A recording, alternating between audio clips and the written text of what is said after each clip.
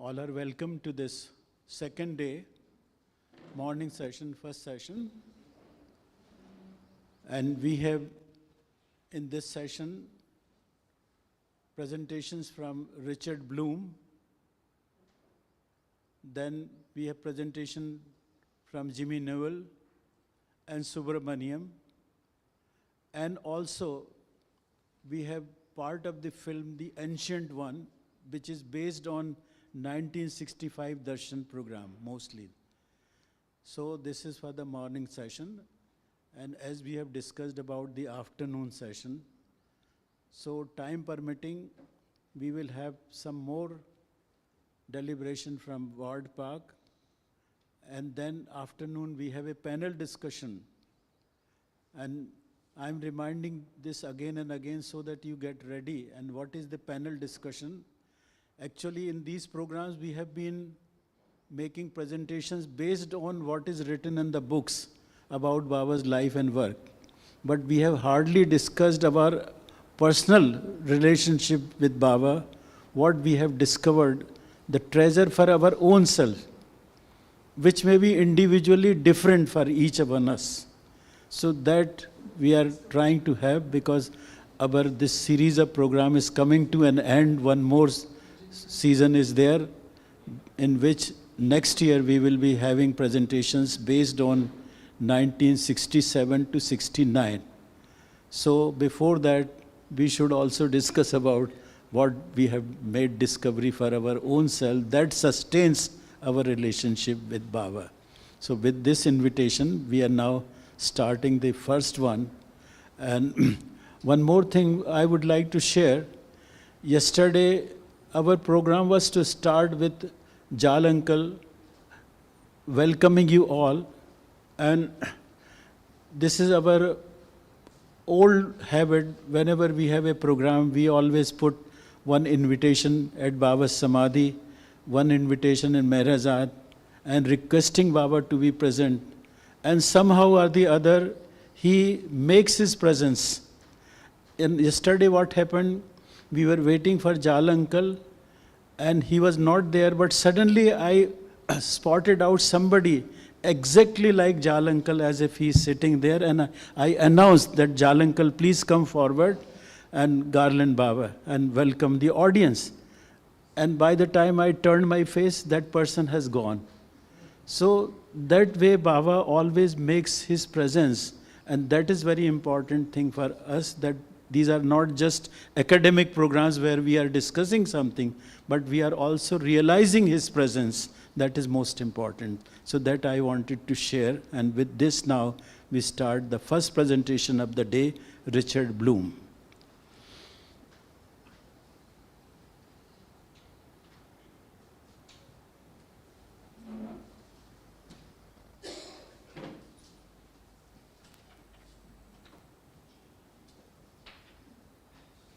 Hi, I'm Richard Bloom, and my presentation today traces the history of how Baba's warnings on the dangers of drugs actually transformed into a vehicle for spreading his name. The story begins with Baba warning just a few individuals about the dangers of drugs, but then it erupts into a full-scale effort which was orchestrated by Baba to spread his message through all sorts of media, including giving talks on college campuses, writing articles for newspapers and magazines, and even appearing on radio and television shows, nationally televised ones. What we'll see as a result of this work of spreading Baba's warning on drugs is that millions of people heard his name, and several thousand young people in the West, particularly in the United States, became Baba lovers. Now, rather than tell this story myself, I rely upon actual audio recordings and videos of those who were the ones who actually did his work. The main characters in this story are Alan Cohen, Robert Dreyfus, and Rick Chapman, who Baba referred to as his Baba Boys. He also called them his apostles in the drug work. They actively spread Baba's messages about the dangers of drugs, and through their work brought Baba's name to the ears of millions. Two other major characters who played important roles were Tom Rowley and Murshida Ivy Deuce. And finally, there are two popular personalities Richard Alpert, later known as Baba Ram Dass, and the rock and roll star Peter Townsend. They also played important roles. We begin our story with Tom Riley, who arrived in Pune early for the East-West gathering in 1962. Baba invited Tom to meet with him at Guru Prasad a few days prior to the gathering. In this portion of a talk, which he gave at the Mayhurst Spiritual Center in Myrtle Beach in 2007, Tom relates how he received a warning from Baba about the dangers of drugs. Generally speaking, in the artistic and intellectual community in Woodstock, hallucinogenic drugs were prevailing. You know, hashish, marijuana, opium. It was just there, and that was part of the process of living. That was just it. And I got quite involved, especially with hashish.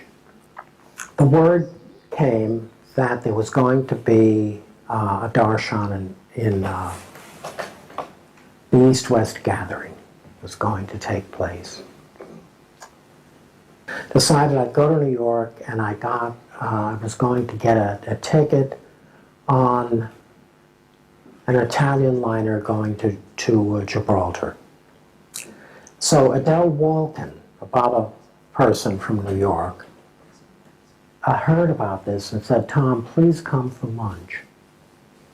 So I said, "That'd be wonderful. I'd love to have lunch with you." So I went to New York and got the ticket and came to Adele's for lunch. And after lunch, I just very naturally asked Adele if she'd like to have a little hashish.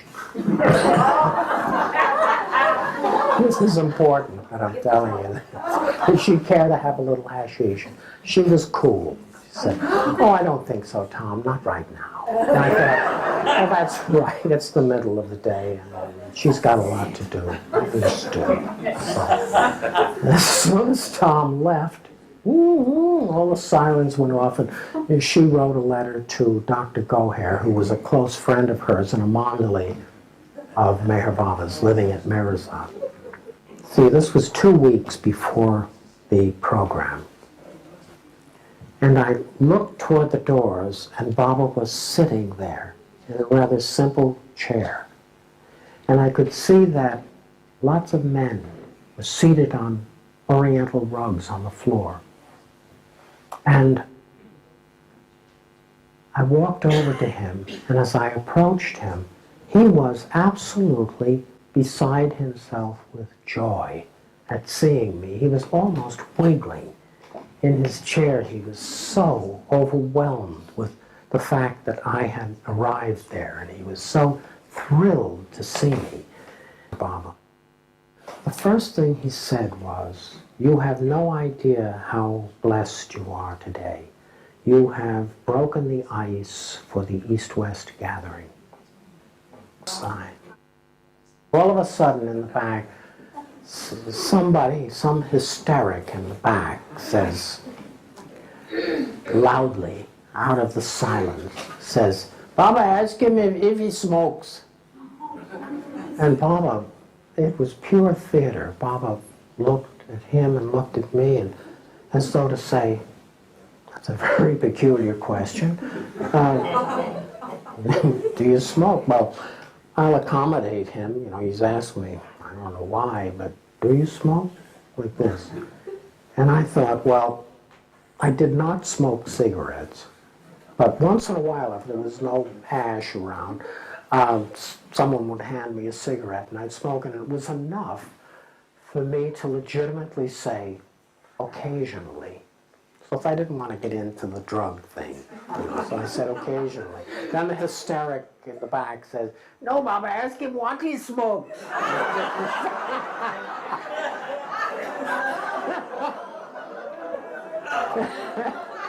And again, Baba's looking and said, "This is getting out of hand. I don't know what he's talking about." But, you know, there he goes again. And, well, I'll just, you know, can you answer it for him?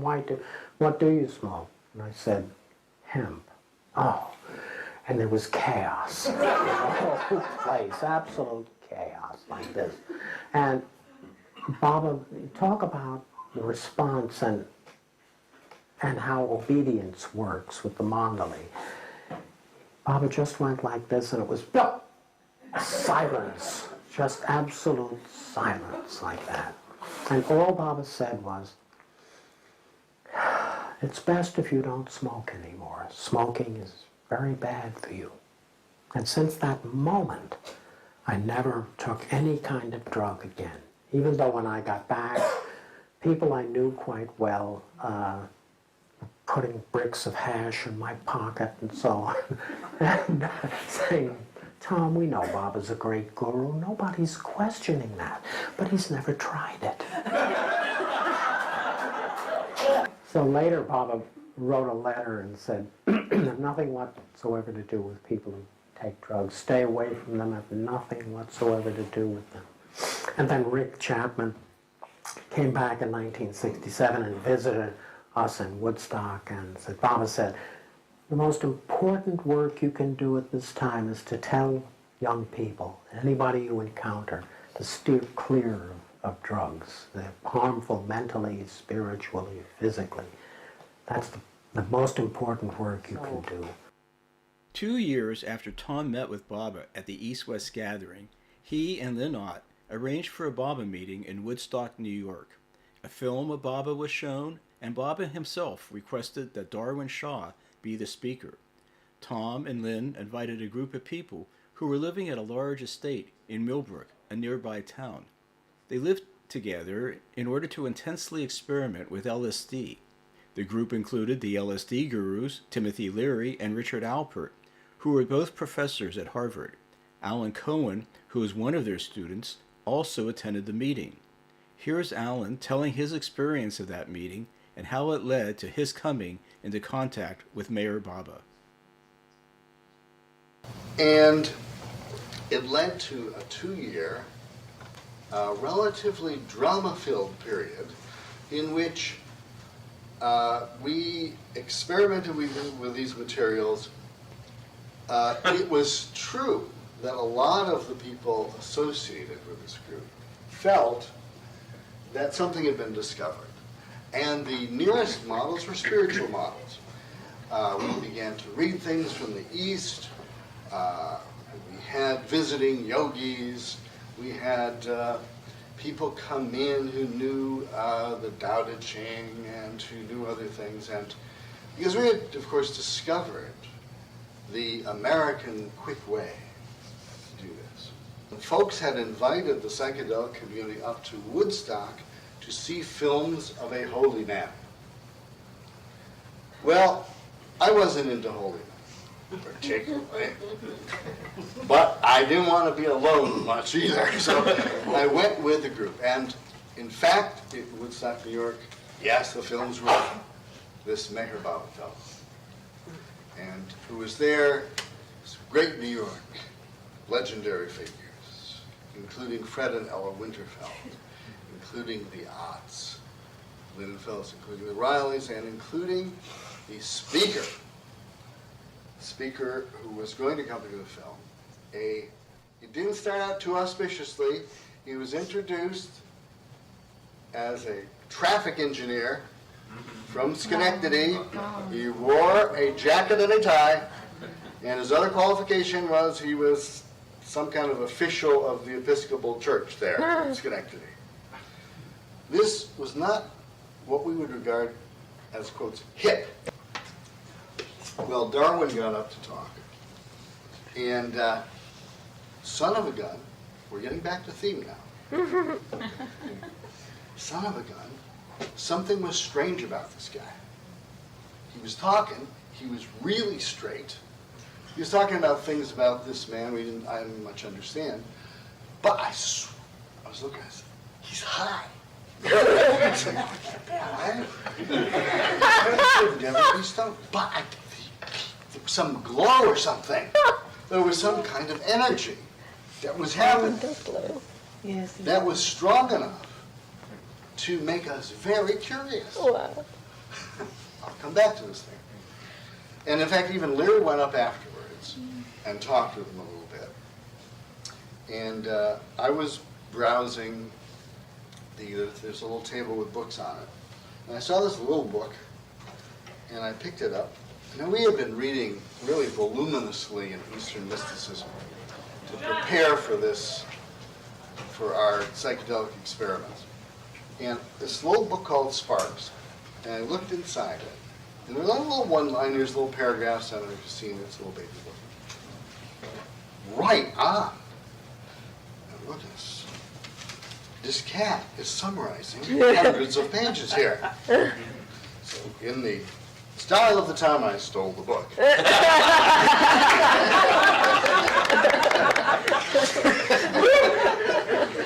Now see, I decided to take LSD and take the discourses with me on a little picnic on a hill. A very nice day in August.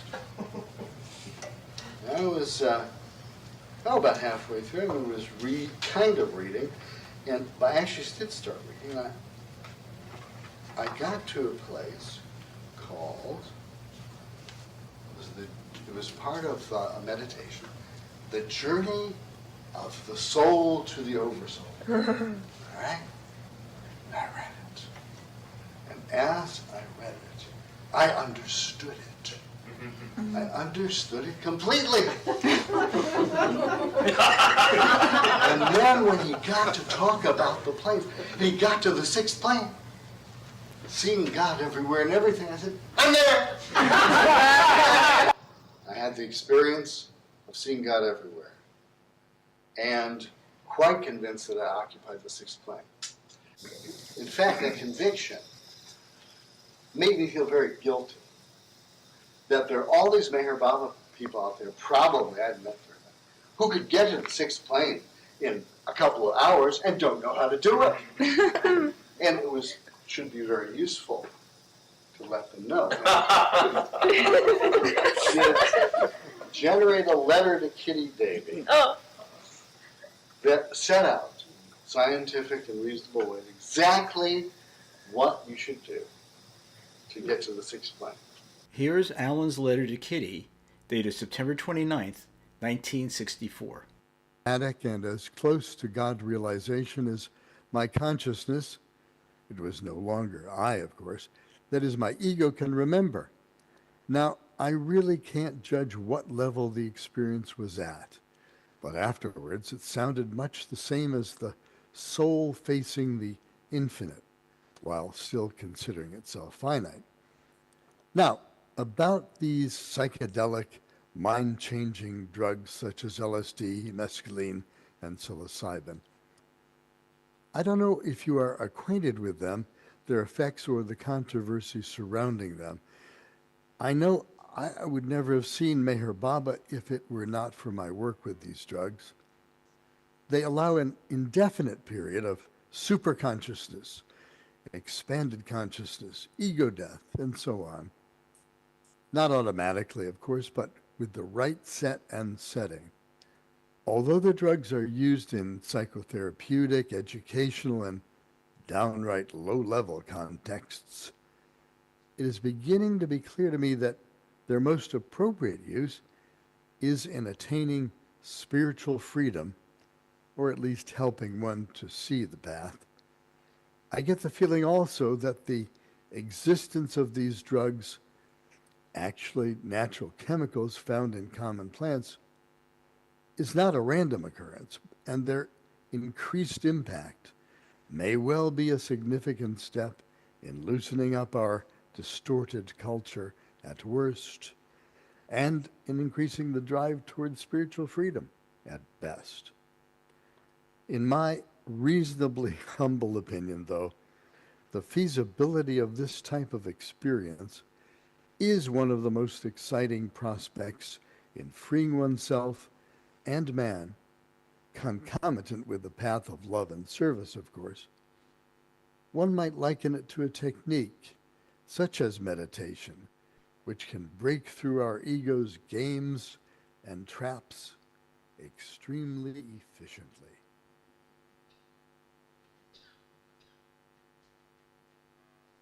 Kitty had no idea how to respond to Alan's letter, so she sent it on to Baba, and although Baba was in seclusion, it was read to him on October 10th, 1964. Baba replied to Cohen through Adi.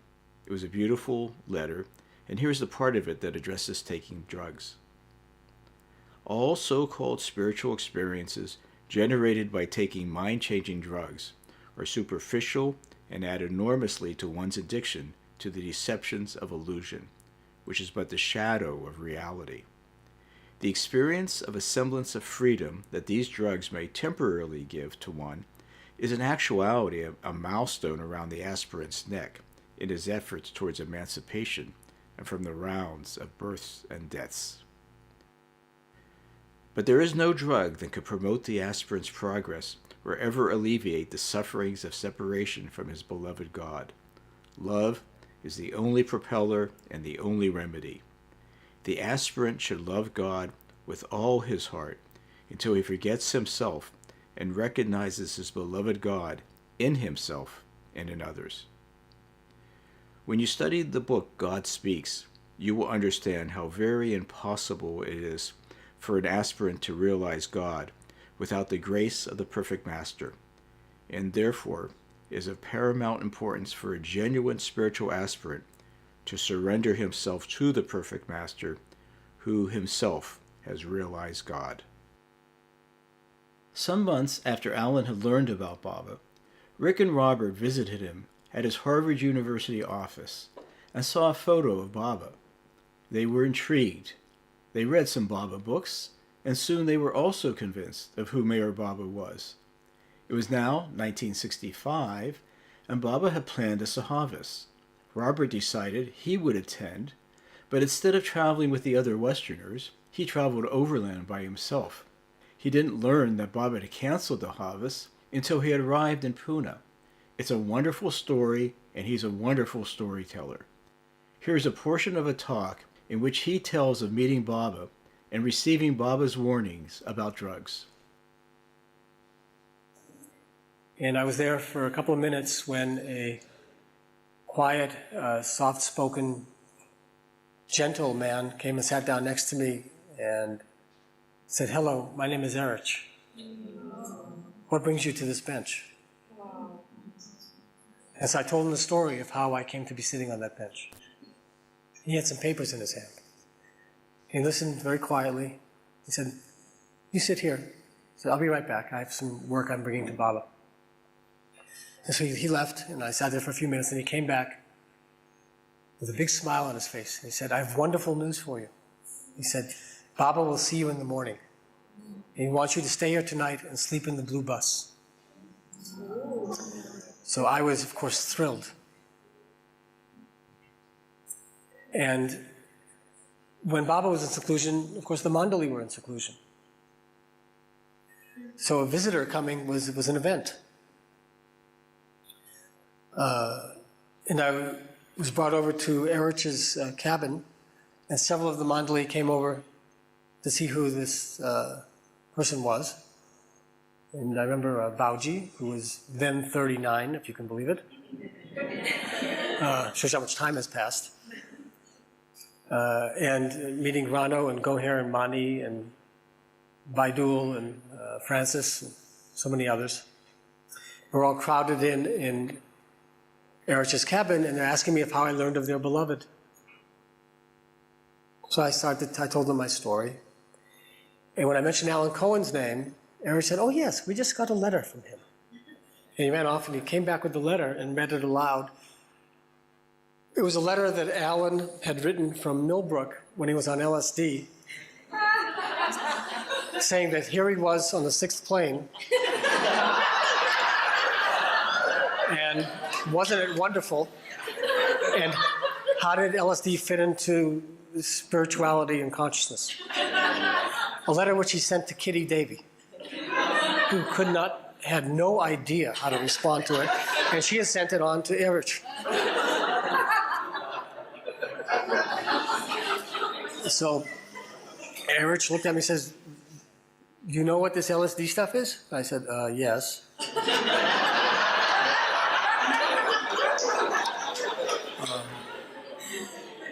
"Have you taken it?" I said, "Yes." He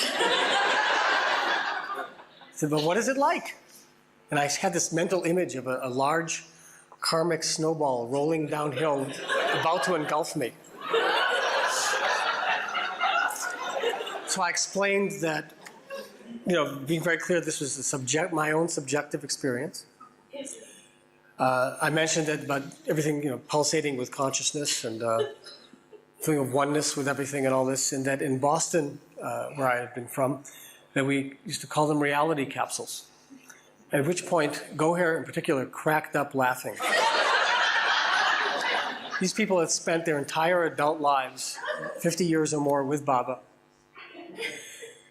serving his every need and every order.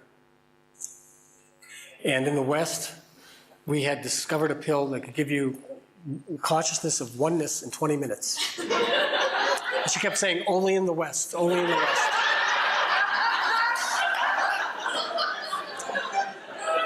So it was at this point,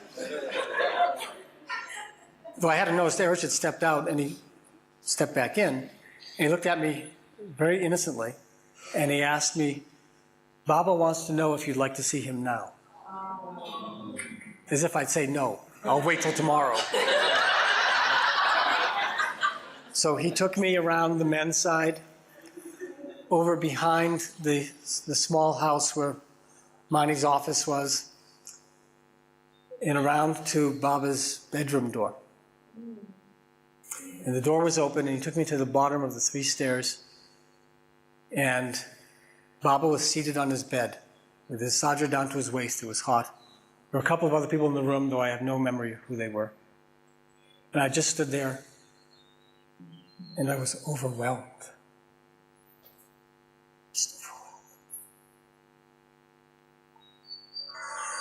Baba was just beaming at me.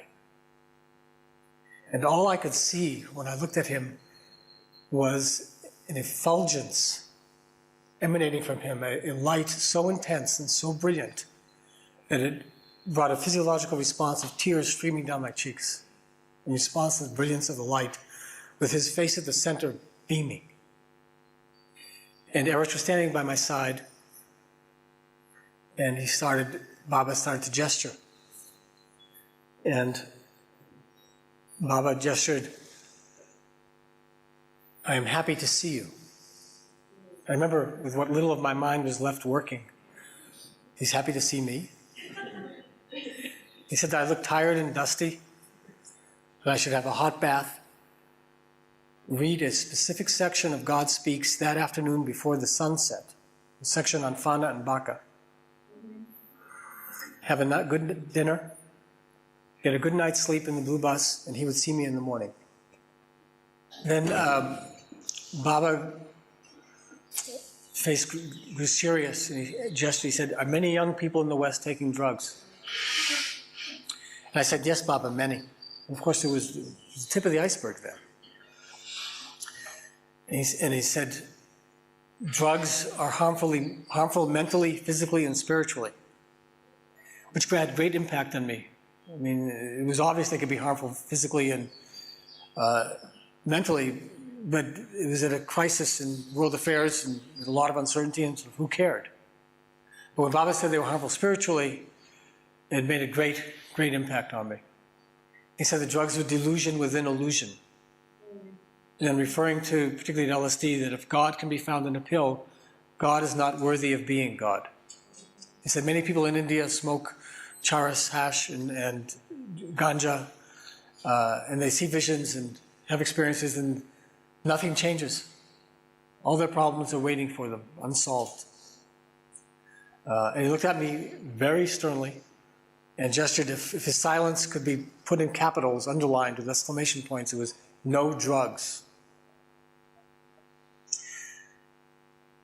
Then Baba gestured that I should go back to the West and spread his message about drugs to the young people here. And I remember feeling horrified at the thought. I had this vision of standing in the hate on a soapbox saying, Meher Baba says, no drugs. Fortunately, it worked out a little more subtly than that. Richard Alpert, who also attended the meeting in Woodstock, had correspondence with Baba, regarding LSD. Here he speaks about that correspondence. But there was a very subtle quality, a problem involved in here, and it had been pointed out to me by none other than an Eastern mystic by the name of Meher Baba, who during a period of time I had become very devoted to. So I wrote Meher Baba a letter. It's a strange thing to write a letter to somebody who says, I am God, I am the Avatar, but I took courage in hand, and I wrote and I said, Meher Baba, here is my problem, which you undoubtedly already know, but I'll tell it to you on paper anyway. I read your books, and they all speak to me from way inside myself. I know they're all true. It all feels absolutely right. The only reason I know that is because of these drugs. Therefore, how can I, with any integrity, put them down, since they brought me to you? Would you please tell me how to do this? So he wrote back, and he said, in effect, Baba stated that Richard Alpert was a sincere seeker, and therefore he dictated this telegram, followed by a detailed letter which was sent to him through Audi. Dear Mr. Alpert, your letter made me happy. I know you are a sincere seeker of truth. My love will help you. My love blessing to you and those with you. Letter follows, Meher Baba. Dear Mr. Alpert, Meher Baba said to tell you that he knows everything. He knows LSD is different from the opium derivatives, and although you will see from the body of this letter that Meher Baba does not countenance drug taking for spiritual experiences, he says that you can, if you want, take LSD 3 more times, and then you should stop taking it completely. No drug, whatever its great promise, can help one to attain the spiritual goal. There is no shortcut to the goal except through the grace of the perfect master, and drugs, LSD more than others, give a semblance of spiritual experiences, a glimpse of the false reality. The experiences you elaborate in your letter and book are as far removed from reality as is a mirage from water. No matter how much you pursue the mirage, you will never reach water, and the search for God through drugs must end in disillusionment. Meher Baba, who knows the way, who is the way, cannot approve the continued pursuance of a method that not only must prove fruitless, but leads away from the path that leads to reality. It is human, and therefore necessarily wrong-sighted, to view the result of the drug by its immediate relative effects. Our inability to calculate its end result is beyond our human knowledge, and only the true guide can point the way. To a few sincere seekers, such as yourself, LSD may have served as a means to arouse that spiritual longing, which has brought you into contact with Meher Baba. But once that purpose is served, further ingestion would not only be harmful, but have no point or purpose. Now your longing for reality cannot be sustained by further use of drugs, but only by your own love for the perfect master, which is a reflection of his love for you. Adi K. Irani. In April of 1966, Murshid Ivy Deuce sent Baba a New York Times article entitled, Colleges Warn to Curb Drug Use. U.S. asserts hallucinogens may harm students. This was read to Baba, and his reply to her escalated his work in the West on the dangers of drugs and the spreading of his name and messages onto a whole new level. My dear Ivy, after hearing the article, Baba wishes me to let you and those concerned know that if the student world continues to indulge in the use of LSD, half of the USA would soon become mentally deranged. Hence, a check must be strictly enforced and the use of these drugs be prohibited, especially among the rising generation. Of course, the law of the land will take care of this side of the question, but Baba wishes Robert Dreyfus, Alan Cohen, Rick Chapman, and others who have stopped taking LSD and such drugs to be his apostles in this particular field, and to give lectures on college campuses and speak in social gatherings and meetings, quoting passages from God Speaks and other Baba literature on the experience of the spiritual planes, and reading excerpts from letters from Baba to Dr. Richard Alpert and Alan Cohen, in which beloved Baba is emphatically against the use of LSD and ganja, marijuana, and such like drugs and smokes. Meher Baba wants these Baba boys further to submit articles in newspapers against the use of these drugs as based on information from Avatar Meher Baba and from his writings in the discourses, God Speaks, and so forth. Baba says that this is the best opportunity for Baba boys to do his work in the States and at the same time to be of help to their fellow beings in America. Their speeches and articles should be illuminating, so as to turn the minds of the addicts and guide them to a proper understanding. Baba wishes his boys particularly to tell the students to read God Speaks, in which even the experiences of the planes of consciousness are only another kind of illusion. Baba clarifies that these experiences of the planes are a real illusion, whereas those derived from the use of drugs are illusion into false illusion. Dear Ivy, it is expedient that these boys of Baba follow in right earnest Baba's wishes and do their best to bring home his message for the benefit of all concerned. With love to you and all dear ones, Adi K. Arani. After Ivy received Baba's letter, she informed the Baba boys of the work to be done. Alan, Rick, and Robert were now Baba's apostles, and with that charge, their work went into overdrive. They began to write articles for college newspapers, give talks on college campuses, appear on radio and nationally broadcasted TV shows. Constantly warning about the dangers of LSD, they cited Baba as their authoritative source. As a result of their intense work over the next few years, millions of people would hear Baba's name. What I find so fascinating is the tremendous importance which Baba gave on spreading his message on the dangers of drugs. This work became one of his major focuses during the last 2.5 years while he was in his body.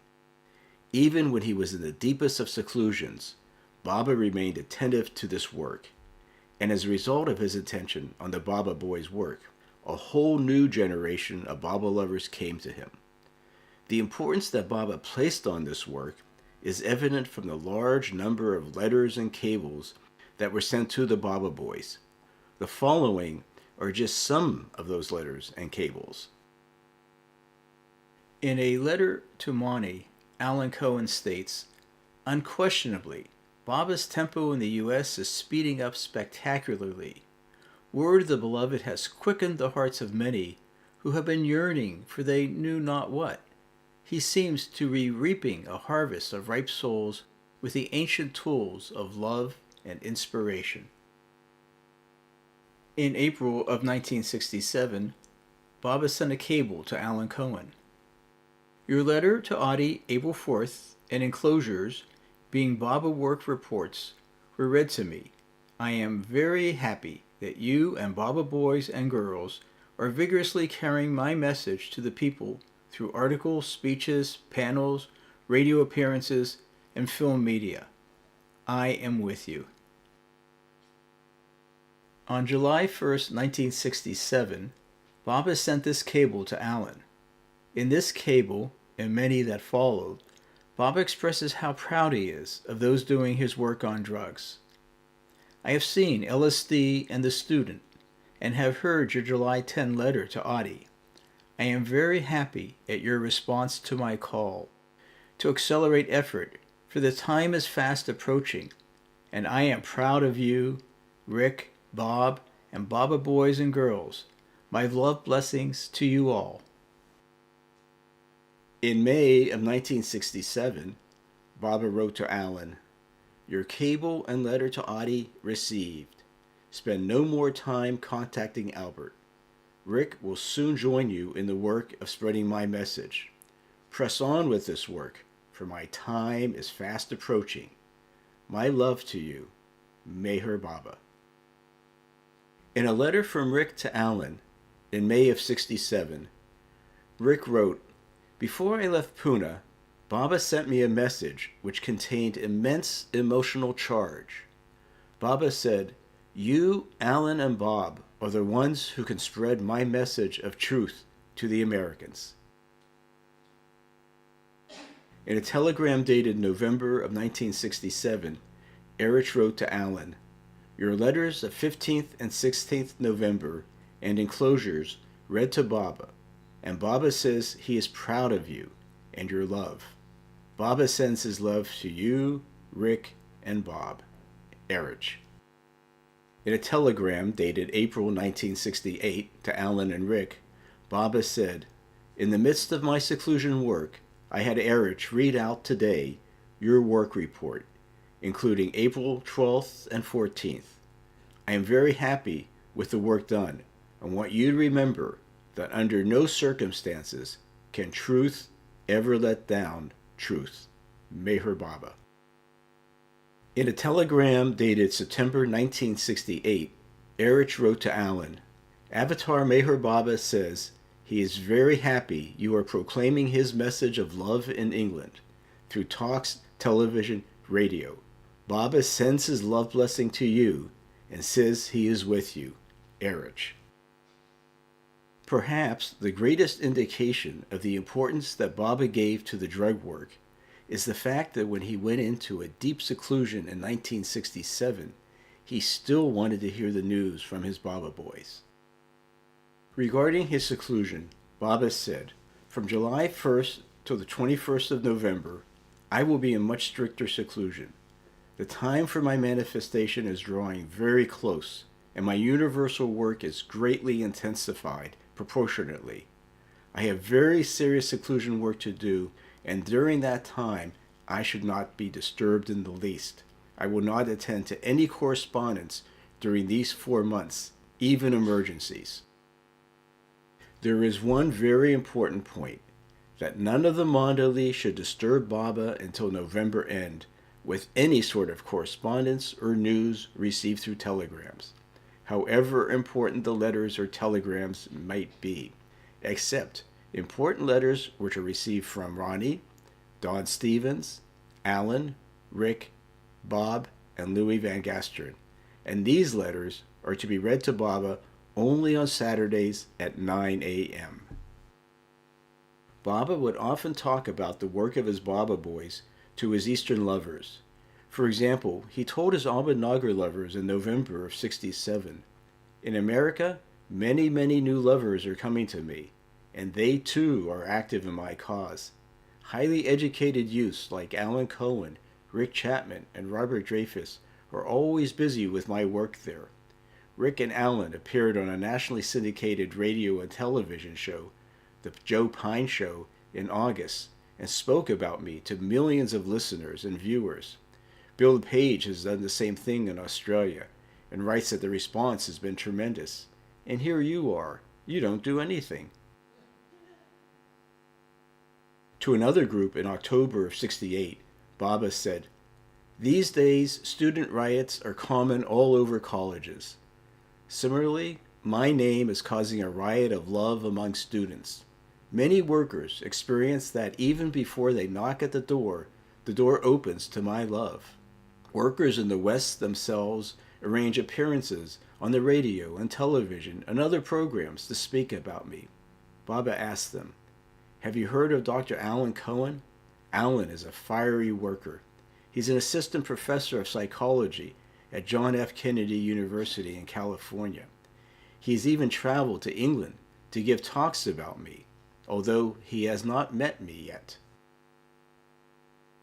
To fully appreciate the impact of Baba's messages on the dangers of drugs, it's important to understand the backdrop of what was happening in America at that time. In the mid to late 60s, a whole new way of living was being envisioned by the younger generation. It became a countercultural revolution which would have a major impact on society. LSD and other drugs were altering the minds of young people. Many were following the advice of the LSD guru, Timothy Leary, to tune in to his message, turn on by taking drugs, and drop out. Drop out of school, drop out of work, drop out of life, and to become hippies. Hippies believed in peace, love, and drugs. Large gatherings of young people began to take place. First was the Summer of Love, in which 100,000 young people descended on San Francisco in the summer of 1967. 460,000 people attended the Woodstock Music Festival in 1969. Young people were also protesting against the war in Vietnam, and they were rejecting the religions they grew up in and were turning to Eastern religions.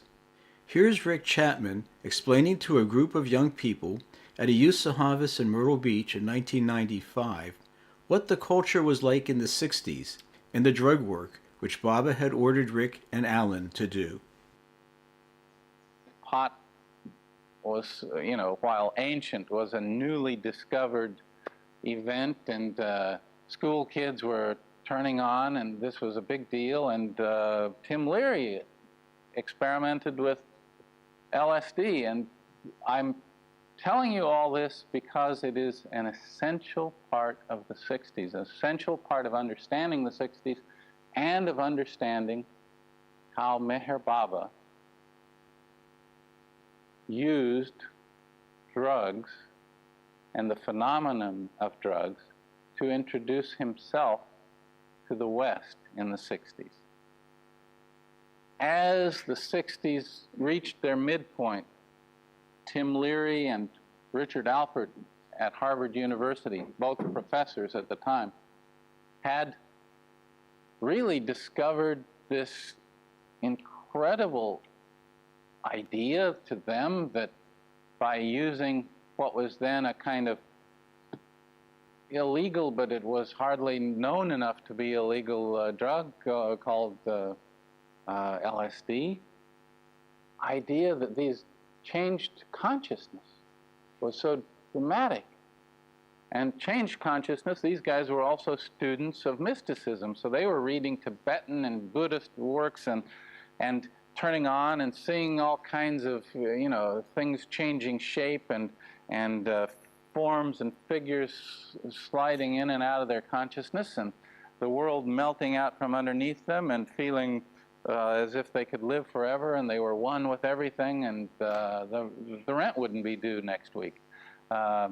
Reality suspended in a magical mystery tour of experience.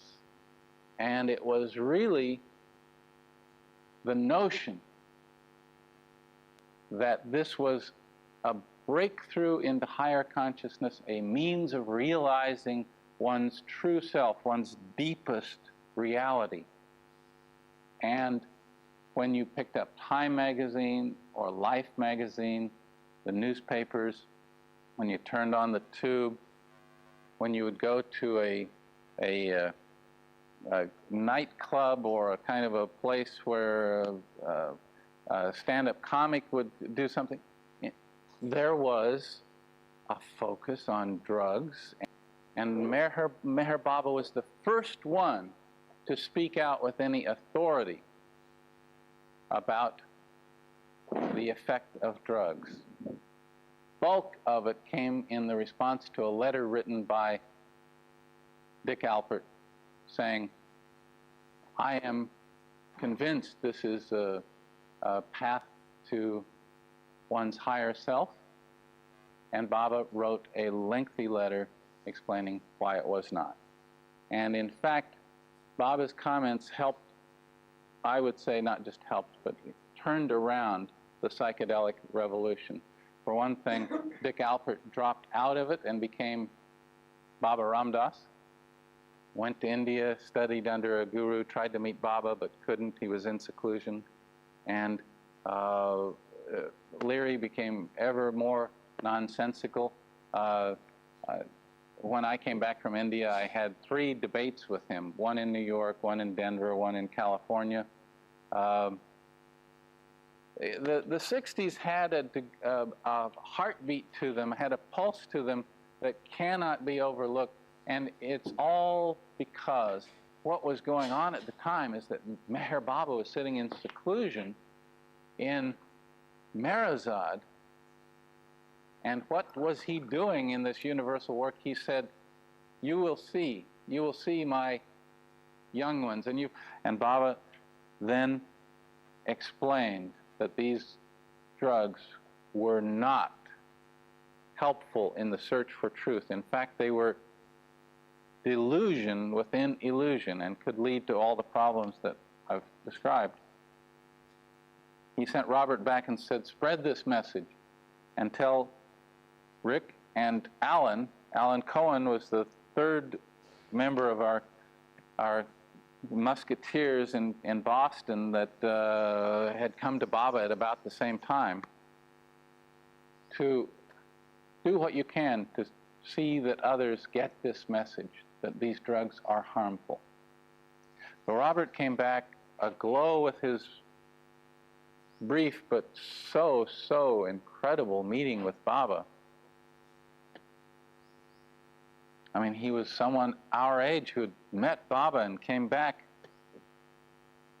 And we made some efforts, and the efforts all came to fruition. We gave talks at the college, we gave talks on radio, we wrote some columns and sent them to newspapers, and they got published, and Baba's name was starting to appear in a variety of places, and his message was getting out, and now Leary and Alpert were all agitated that one of the great mystical teachers, the great spiritual leaders that they admired and respected so much, was saying their very own psychedelic drugs were no good. I mean, these guys were the psychedelic gurus of the age. Although Richard Alpert did not become a follower of Meher Baba's, he nonetheless played a pivotal role in spreading Baba's name. His most important contribution is that he mentions Meher Baba several times in his book, Be Here Now. His book has remained in print since its initial publication in 1971, with more than 2 million copies sold. Richard Alpert changed his name to Baba Ramdas, and he would often also mention Meher Baba's in his lectures. Here's an example from a talk he gave to the Menninger Foundation in 1971. Meher Baba was an Indian holy man who was a very pure statement of Bhakti Yoga, the yoga of devotion, the yoga of love. He is a very high teacher. There's no doubt about that. I've had very powerful spiritual contacts with Meher Baba, and I feel that he is one of my gurus. And he pointed out to me in correspondence, when he was in his body, that he thought there was a problem in relation to LSD, that you became addicted to the experience of LSD rather than working for the true reality. I have come to understand what he meant by that. And finally, there is the rock and roll star Peter Townsend, who also played a pivotal role in spreading Baba's name. Peter became a Baba lover in the 60s and then met Alan Cohen and Rick Chapman, who informed him about Baba's warnings on the dangers of drugs. Peter is responsible for the event that probably created the greatest public awareness of Baba, when Rolling Stone magazine published an article written by Peter entitled In Love with Meher Baba. Baba's name and photo were placed on the cover of the magazine. The article tells of how Peter learned about Baba and what Baba said about drugs. Rock music was the magazine's focus, and it was very popular with young people in the counterculture. Most likely, several million people saw Baba's name and photo as a result of Peter's article. Here's a segment of another interview in which Peter speaks about Baba. He is God personified. In other words, he is an aspect, a personal aspect of God, and one of the highest aspects of God, in that he is simultaneously God and man. simultaneously a human being, and at the same time, simultaneously, in the beyond God's state. This is in a complete state of completely universal consciousness. To conclude this presentation, I would like to offer my own view on the impact of Baba's messages on drugs. First of all, this work was occurring during the final 2.5 years of Baba's physical advent.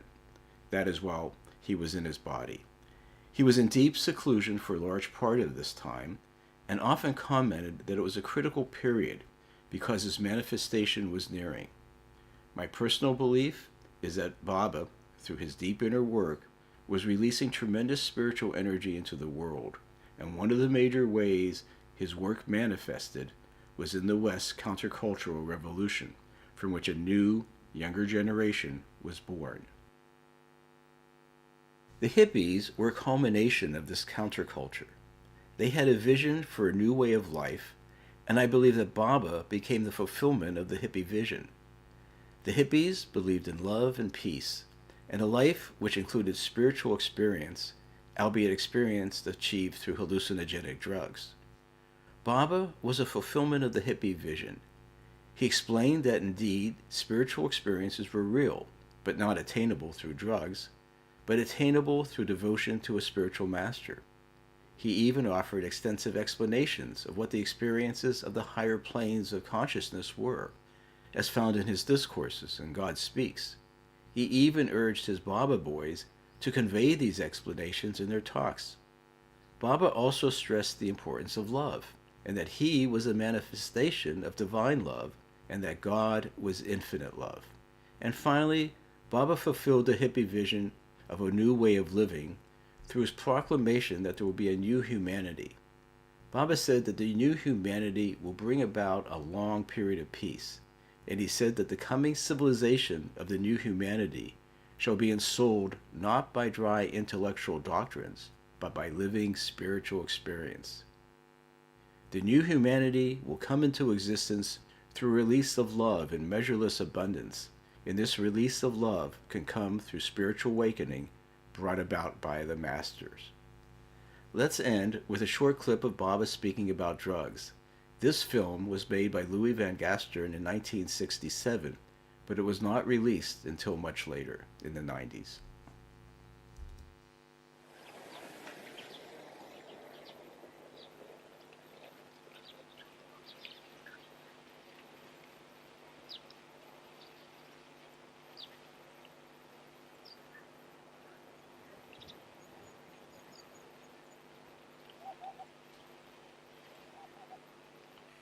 And now in India, since ages, there are those who have been used to drugs. They are drug addicts. They are the ones who take ganja. Then they take charas and bhang. And they feel uplifted when they take these drugs, and they see colors and signs, and they feel through their hallucination that they have reached the goal. And that false experience is also not continuous. There's a break in their experience, and that is the reason why it is not real, Baba says. Those who take ganja and drugs, they get uplifted, and then in the end they go crazy. This was Baba's final statement regarding the dangers of drugs. Jai Baba.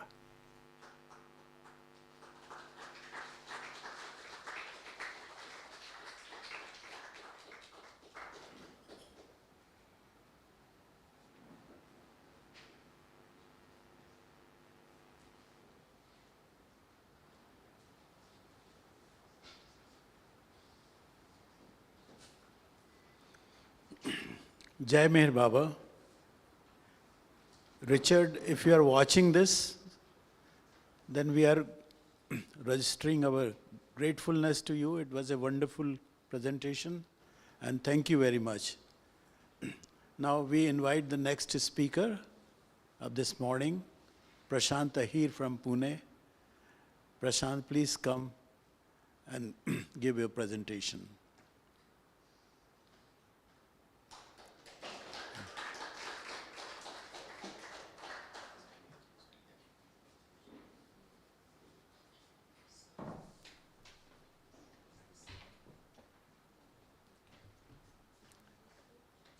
Jai Baba. Am I audible at the back? Thank you. Thank you for that. I'm very happy to be here at this 15th Legacy Program, and I'm grateful to two entities responsible for it. There's one God, Meher Baba, and second man, Mr. Gokana Srivastav, who has been inviting me on various occasions to participate in this legacy program, and I'm very happy that this time I was able to come. Today I am asked to talk to you about the circumstances leading to the construction of Avatar Meher Baba Pune Center. I believe most of you would have visited the center, and at least according to me, or based on my knowledge, this is the only center in India which was inaugurated by the avatar of the age, where there are centers which Baba visited, but I believe this is one center in India which was inaugurated by Avatar himself. Not just inaugurated, but he took keen interest in the development of this center. And that's what I'm here to talk about. I'm aware that this legacy program pertains to years 1963 to 66 in Baba's Avataric mission. However, to understand the circumstances of formation of this center, I must take you back. Let's trace back to 1918. This is the period when Baba was gradually coming down to the worldly consciousness while retaining his truth or divine consciousness. And as a process, as a part of that, he had started working, or he had taken up a job. And with his friend Behram, he had started a toddy shop in Kasba Pet, Pune. Now, next to the toddy shop, there was an empty room or empty space belonging to Sadashiv Shelkar Patil, who was one of the initial Baba lovers or Baba followers. And Baba rented this place from Sadashiv Shelkar Patil, not to open or not to expand his toddy business, but Baba started a group activity there, which was for the spiritually inclined, or we can say people inclined towards God. And there were meetings, there were photos displayed there. Prominent of that was Upasni Maharaj. Aarti of Upasni Maharaj was being sung there, which was written by Baba. And all these activities were happening there on Thursdays and Sundays. Simultaneously, Baba was also engaging himself in informal talks on spirituality at Munshi Abdul Rahman's house, who was the boss or the superior of Sayyid Sahab. Sayyid Sahab had come to Baba through Baba Jan, and he had told Munshi about Baba, and Munshi was highly impressed by Baba's divine personality. And Baba started visiting his house and giving talks there. So this was going on. And there, after that, when Baba left Sakuri and began his Avataric mission, Baba asked Sadashiv Patil to find a place where he could stay. Baba didn't go to his house at Butler Mohalla, but Baba chose to stay in a different place, and a hut was built on a Ferguson College Road. Of course, I think it's a misnomer to call it a Ferguson College Road, but let's call it Ferguson College Road because the topography or geography of Pune was very different at that time in 1920s.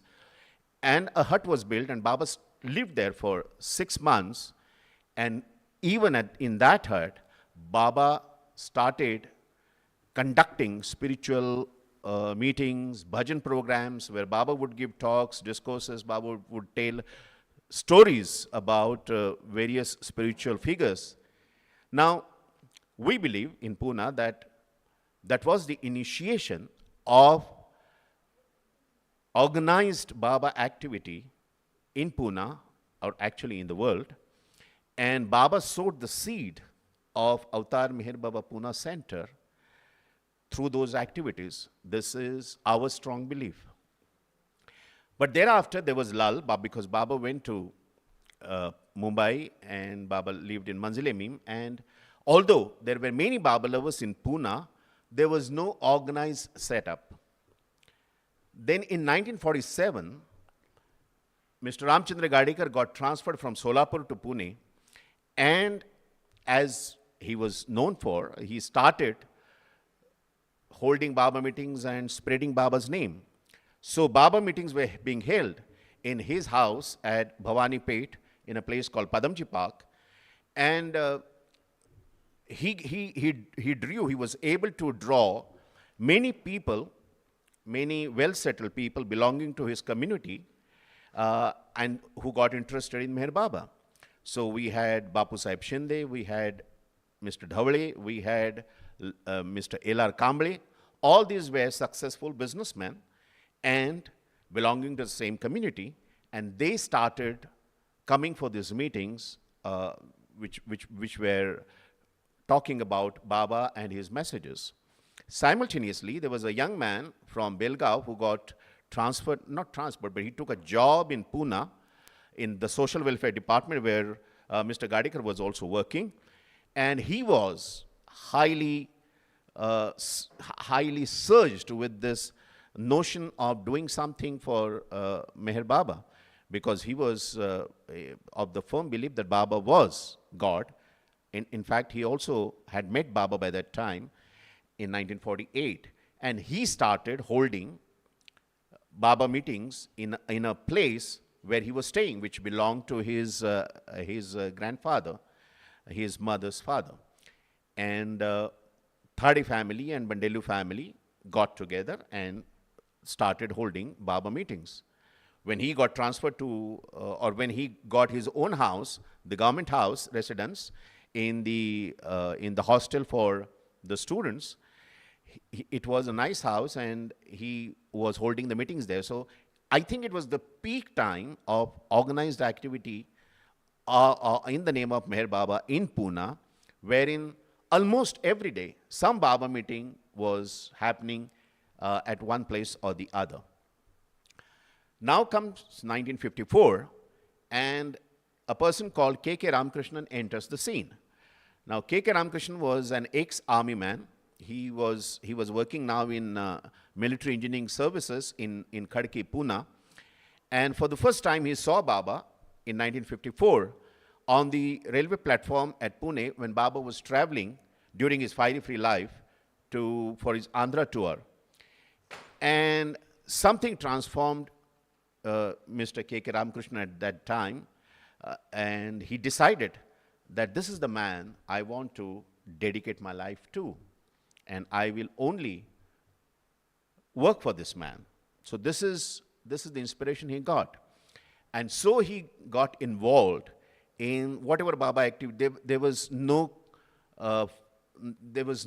fixed group activity at that time, which was happening in Pune, because many people had scattered. But Ramakrishnan decided to rejuvenate that. And with help of some of the local Baba lovers, he decided to start Baba meetings. But he was of the firm belief that instead of going from place to place, we should have one place which is for such meetings. In the meanwhile, as a stopgap arrangement, he found a place very near to where our center is today, in the place called Rastapet. This house belonged to one Mr. Mudliar, and his wife was known to Ramakrishnan, and Ramakrishnan requested him. There was a large hall, and in 1958, May 1958, or maybe April 1958, the formal meetings under Baba's name, or you can say the satsang programs, started in the house of Mudliar. And see, the meeting started sometime in April. The news went to Baba, and Baba chose to visit that place in June. Not just within 6 to 7 weeks of starting the meeting, Baba was there. Now, what does this signify? This signifies that probably, I mean, this is my interpretation, that Baba was keen in continuing or having Baba activity in his birthplace called Pune. And Baba visited the place, and Baba made a beautiful statement, and Baba said that I have created the atmosphere for you. And he was talking about the atmosphere of love and harmony, and he said that I have created this atmosphere for you. It is for you to maintain it. And this was Baba's message, which was given to the Pune Center in 1958.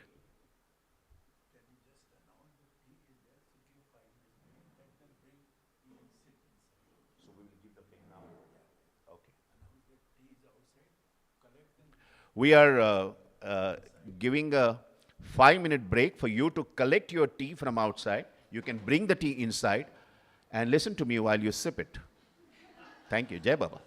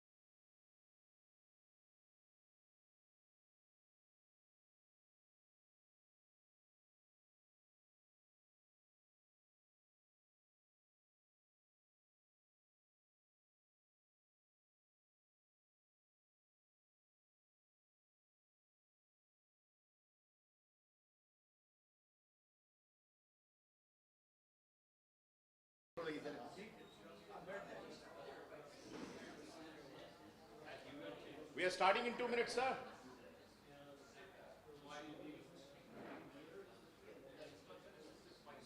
I didn't know you will. It just. I was thinking that you will just sip the tea, but I didn't know that you will also get to nibble at the cookies. Enjoy. We can?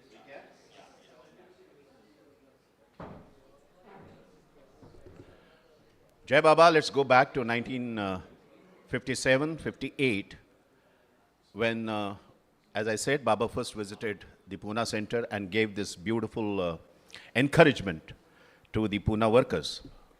Now, at that time, Mr. Ramakrishnan was of the firm opinion that the center should have its own place, because at the Mudliar house, certain tragedy happened, and the young boy, Srinivas, who was cleaning up for Baba's birthday, he fell down and died. And after that, the center meetings became irregular at that house.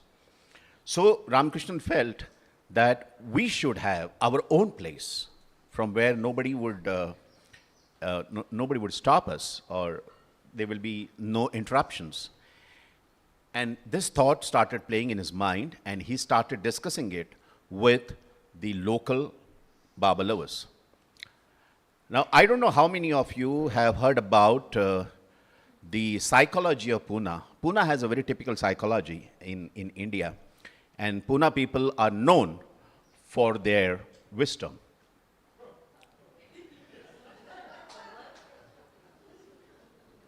And that's why probably Baba moved out of Pune and went to Ahmednagar. So there was a lot of opposition to Ramakrishnan, and people had different ideas. People said that we don't need a center, we already have Guru Prasad, as if, Guru Prasad was to continue and Baba was to continue in his physical body. Or some people said that we already have a Baba house, the center will diminish the importance of Baba house. Now, all these funny arguments were thrown at Ramakrishnan to discourage him, but Ramakrishnan was obsessed with this idea.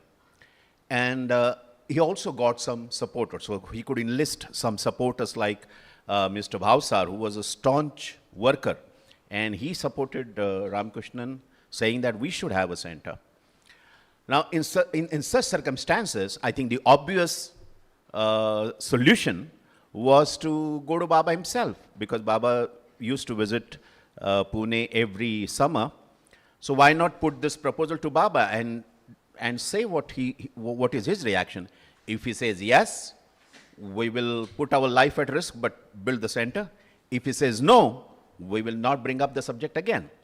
So this was the understanding in the local Baba lovers, and in 1960, Ramakrishnan put this thought to Baba, and he used all his skills of argumenting and said that, Baba, it is your birthplace, and don't you think that the avatar who was born in this place should have, this place should have a befitting center where people can come, exchange notes, can sing your glory, can sing bhajans, we can exchange ideas about your messages. And Baba was listening very intently. And this is very interesting. This is my interpretation, based on whatever my father told me, that when the discussion was happening, the major or the important Pune members were sitting there. People who were for and people who were against. Both the groups were sitting there.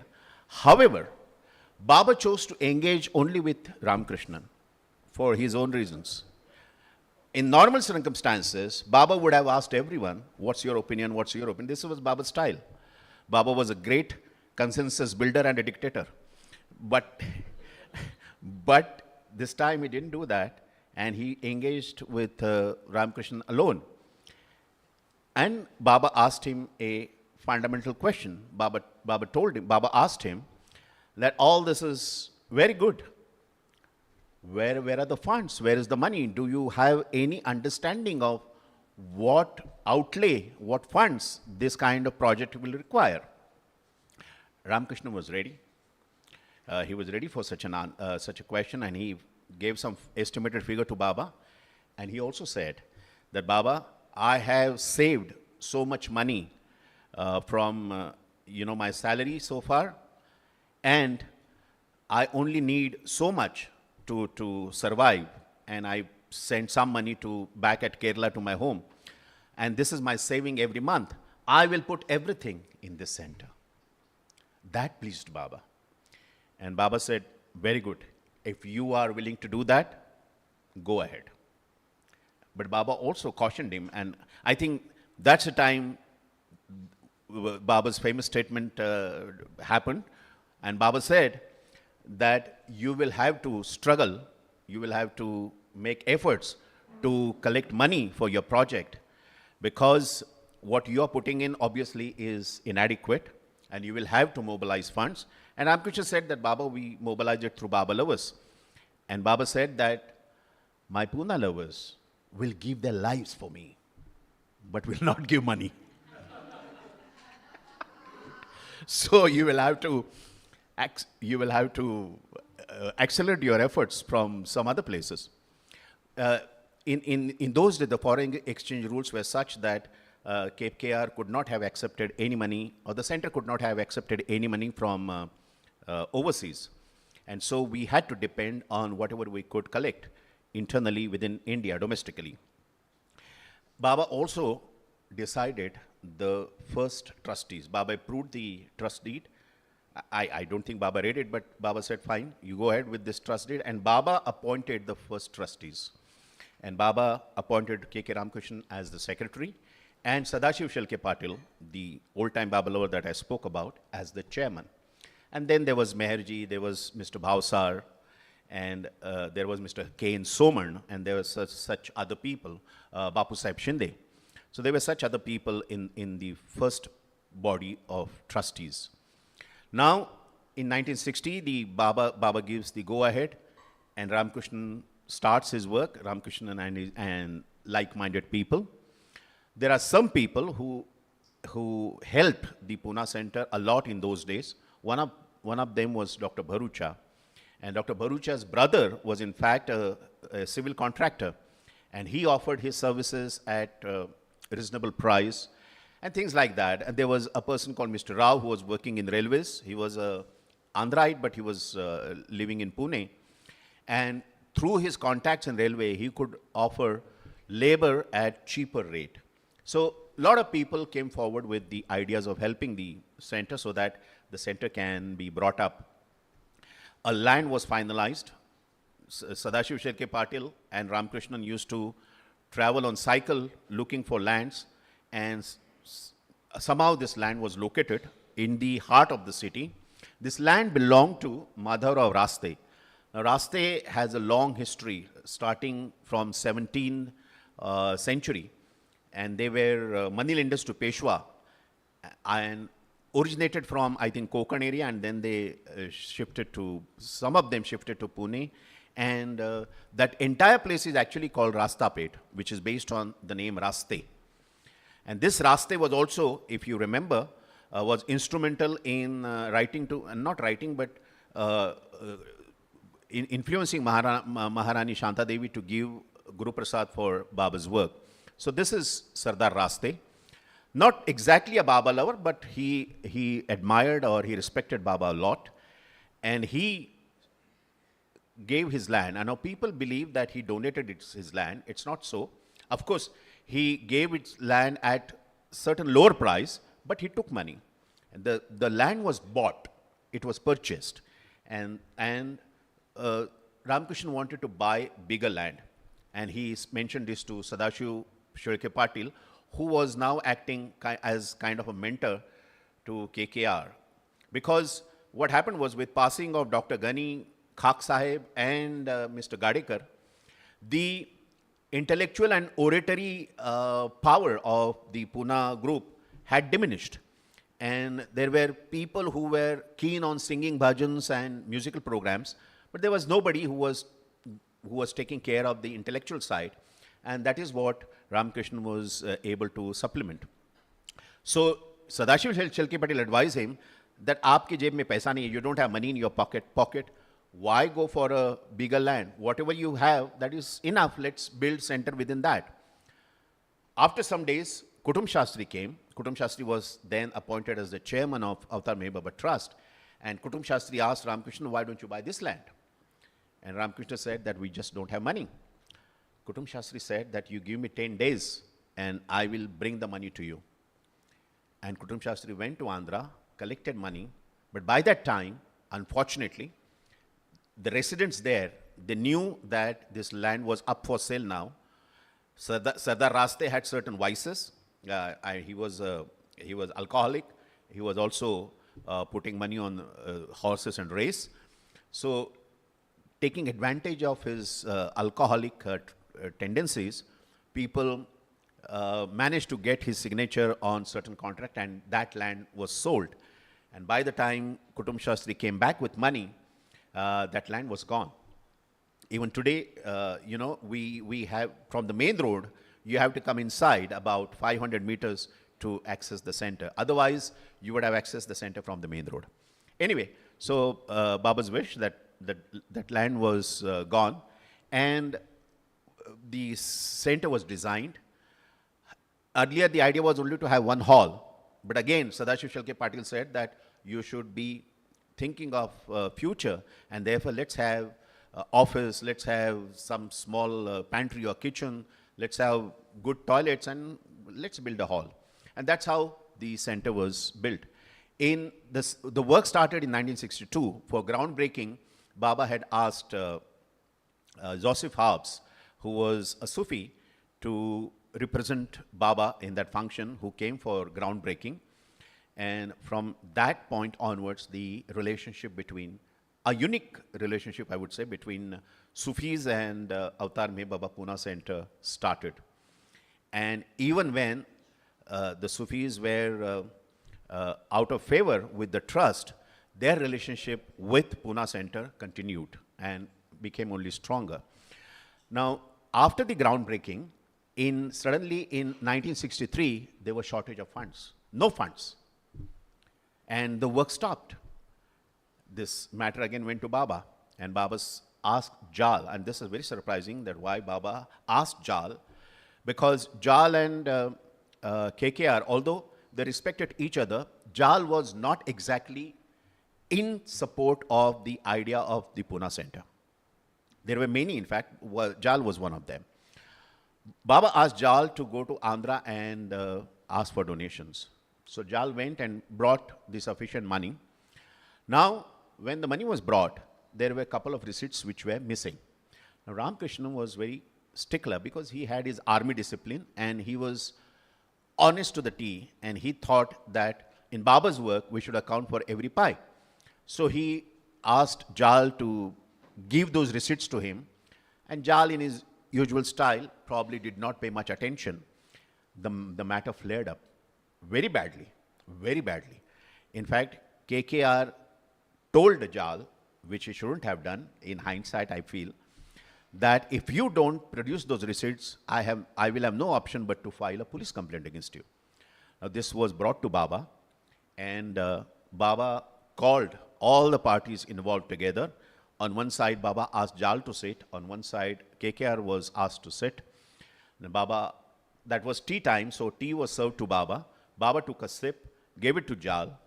Jal took a sip. Baba took the cup from him and gave it to Ramakrishna and asked him to finish it. And then Baba pacified both of them. He said that Ramakrishna was also right because in my work, honesty is key. And he also admired or appreciated the work that Jal had done in mobilizing the funds, and the matter got resolved. However, another matter came up that some of the Pune centers starting vehemently resisting the construction of the center. In fact, they were vehemently resisting the involvement of Ramakrishnan in the center work. And so that matter, Ramakrishna was so frustrated that he wrote a letter to Baba saying that, Baba, I have brought the center to a certain level now. The work has come to a certain level and it can only complete now, but I want to withdraw and I want to go back to some peaceful place and just remember and focus on you. And Baba called again everybody in the meeting. Baba asked Ramakrishnan to sit near his feet. Baba's left hand, this is very interesting.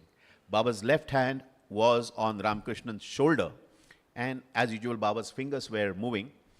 And with one hand, Baba was gesturing and Airich was interpreting. And Baba said that if Ramakrishnan leaves this place, I am telling you that I will not put a step back in Pune. And then Baba exhorted everyone to work in unison and harmony and all that. All the while, Baba's fingers were moving and Ramakrishnan could hear.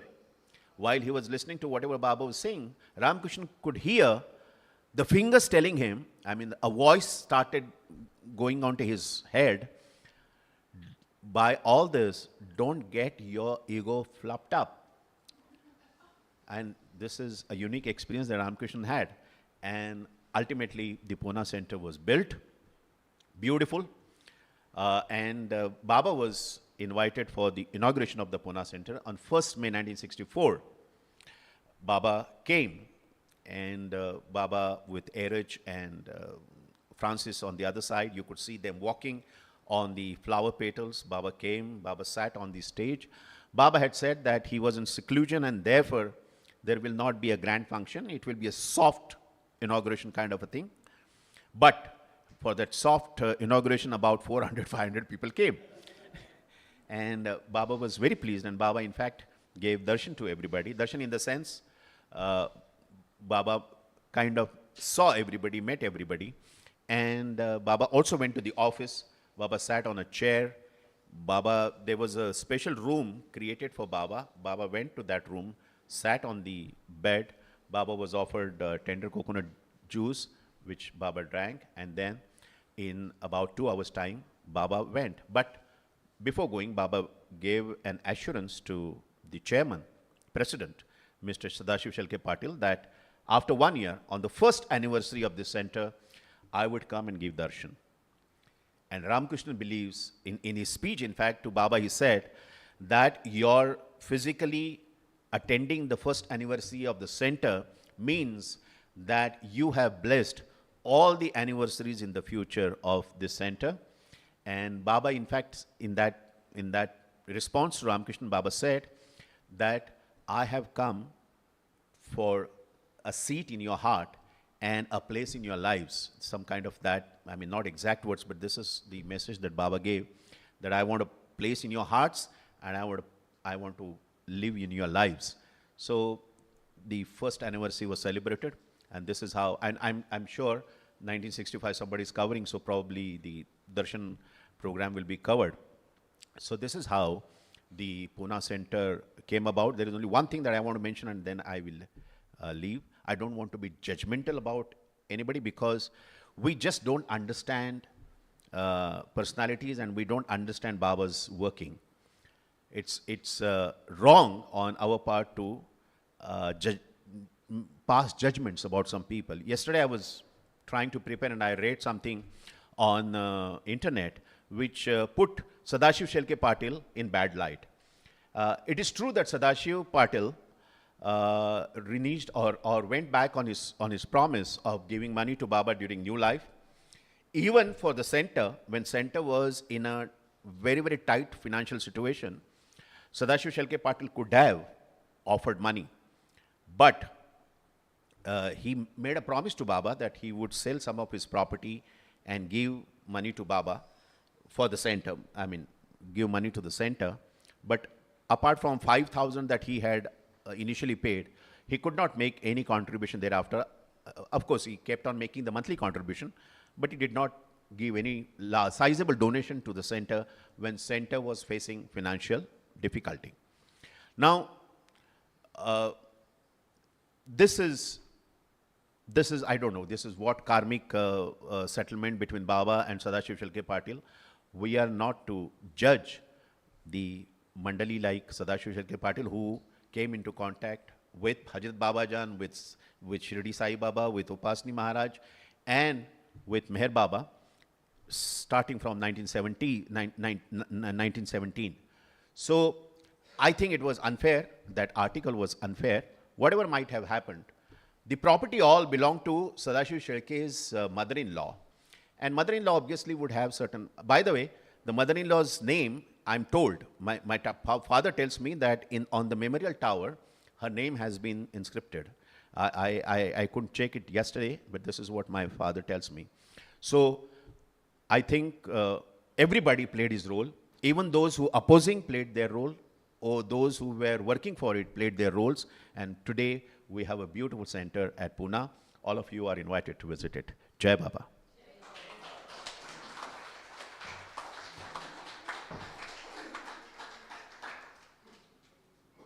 Thank you so much. We don't have any authority to put any laurels on your head, but we are so grateful. And only one title we can collectively discover for you, that you should be a historian of the Pune Center. Such a wonderful description you have given. Thank you so much. Thank you. Now we have our next presentation by Subramaniam. Please come, Subramaniam. And please introduce yourself, because most of the people are not knowing you. So, yeah.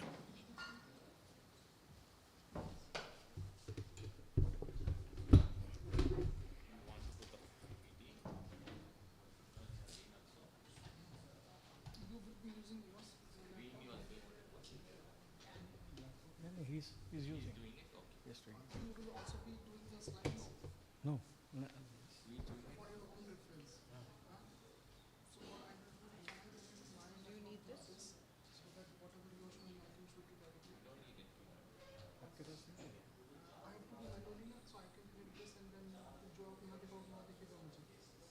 Okay.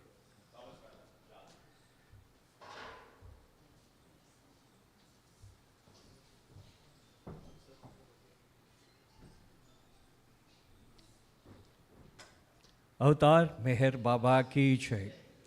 अवतार मेहर बाबा की जय। अवतार मेहर बाबा की जय। Jai Baba all.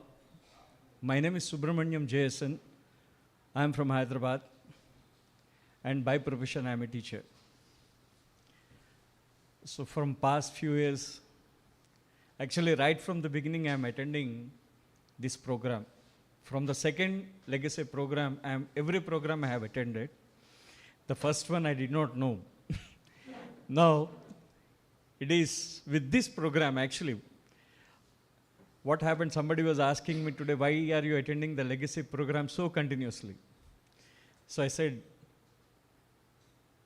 Baba, I came to know about Baba through the programs only. Through this program, especially through this program, I came to know about Baba. Because people, they are working for months together, they are putting their efforts for 30 minutes, and they are showing the complete gist in 30 minutes. And we could collect that. And that is so extensive labor they are putting in that.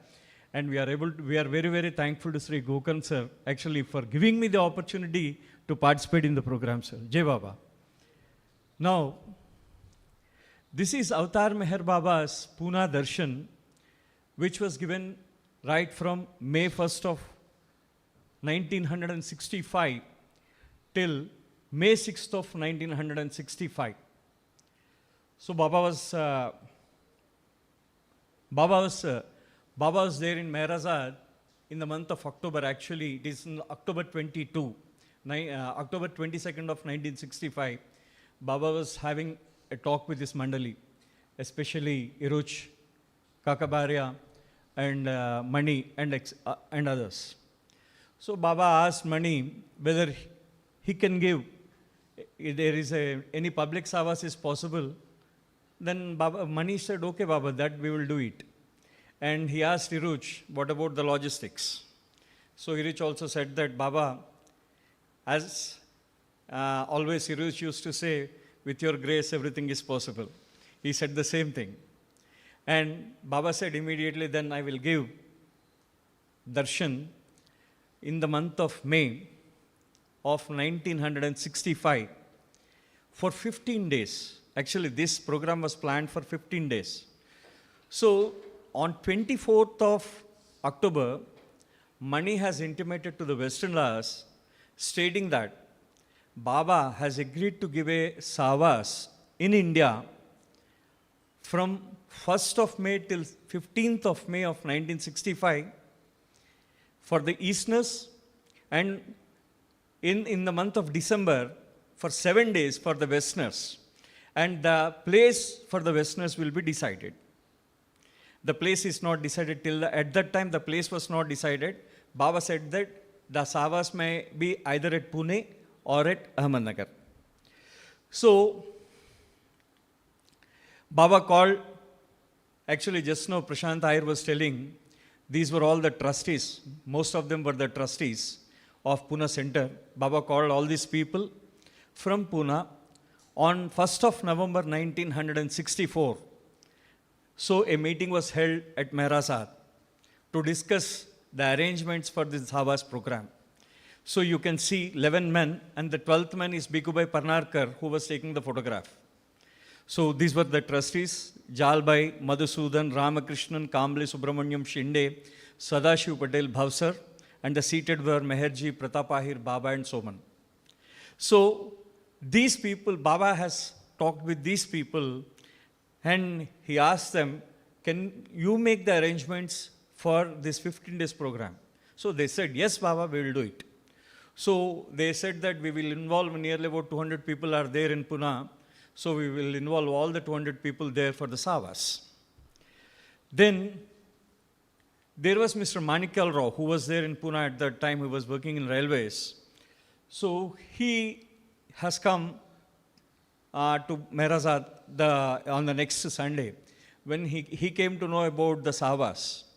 So then Manikyal Rao has asked some directives from Baba that what are the directives, what are the suggestions, or what are the directives you are going to give to the people who are visiting the Savas, who are coming for the Savas.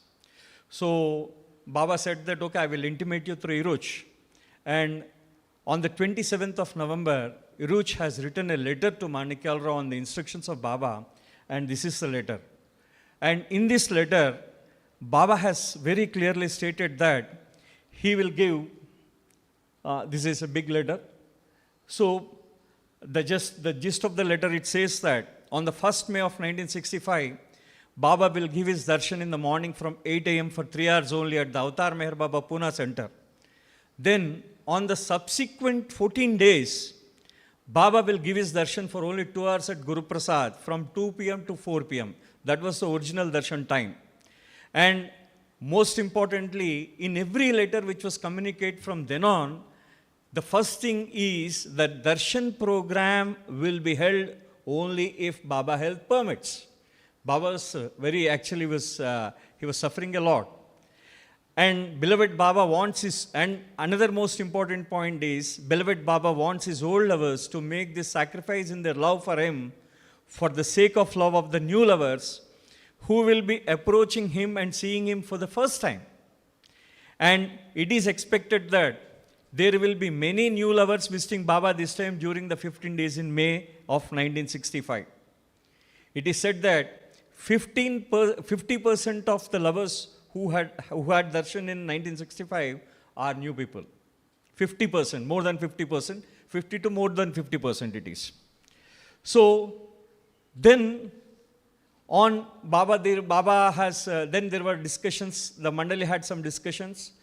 Dr. Gohar was objecting for such a long period of Baba's, that is Baba attending the Savas. And she said that since Baba is having a very severe neck pain, so Gohar was objecting to that.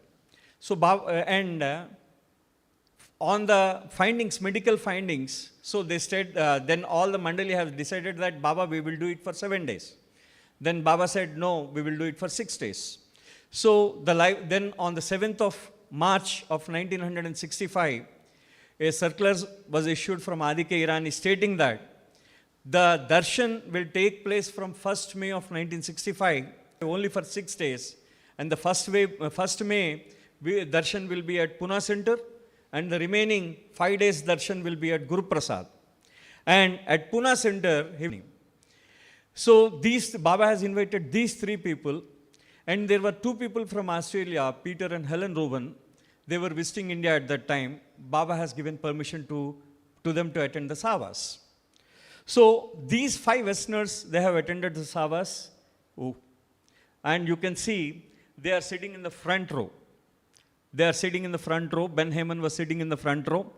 And Harry Kenmore behind him. Peter and Helen Rowan next to Kenmore. This was the photograph taken in the year 1965 in between 2 and 6. So all the arrangements for the public darshan was made. And by the end of April, a very large, very large Shamiana has been erected at the Pune Center. And Baba was to begin the 6-day Savas. But on the 30th of April, there was a big rain, a heavy rainfall occurred, and a terrific thunder and lightning. And completely it was drenched. But by next morning, everything was normal. By next morning, on the 1st May, everything was normal. So, what Babaji says is in Lord Meher, almost 6,000 people, 1,000 devotees from Pune, 2,000 from Hamirpur, 3,000 from Andhra, and other parts, 2,000 from Andhra, 3,000 from other parts of India and Pakistan and Iran. Thus, 6,000 lovers streamed into Pune to take advantage of this rare opportunity the beloved was giving them. This was Babaji's description. Then the darshan started on May 1st of 1965. That happens to be the first anniversary of Pune Center. And we all know, if you go through the books, Ramakrishnan has given a beautiful message inviting Baba.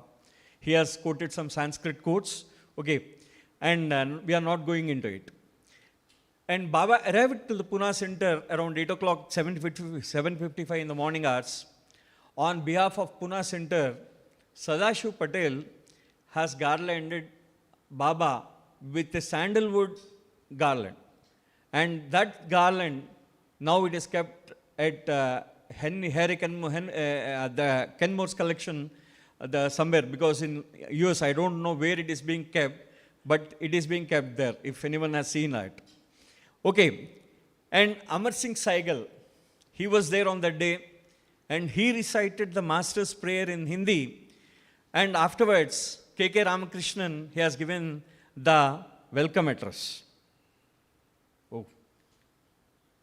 So these were the photographs. Baba was brought in the chair by Adi and Iruch and Kakabaria, not Merji. And Baba has sat there. And Baba, see, this is the first May 1965. So in response to the welcome address, Baba has given this particular message. I am happy that in welcoming me to the hall, which in your love you have built for my work, you are welcoming to a place in your lives and a seat in each of your hearts. For it is to live in your hearts and to share in your lives that I have come among you.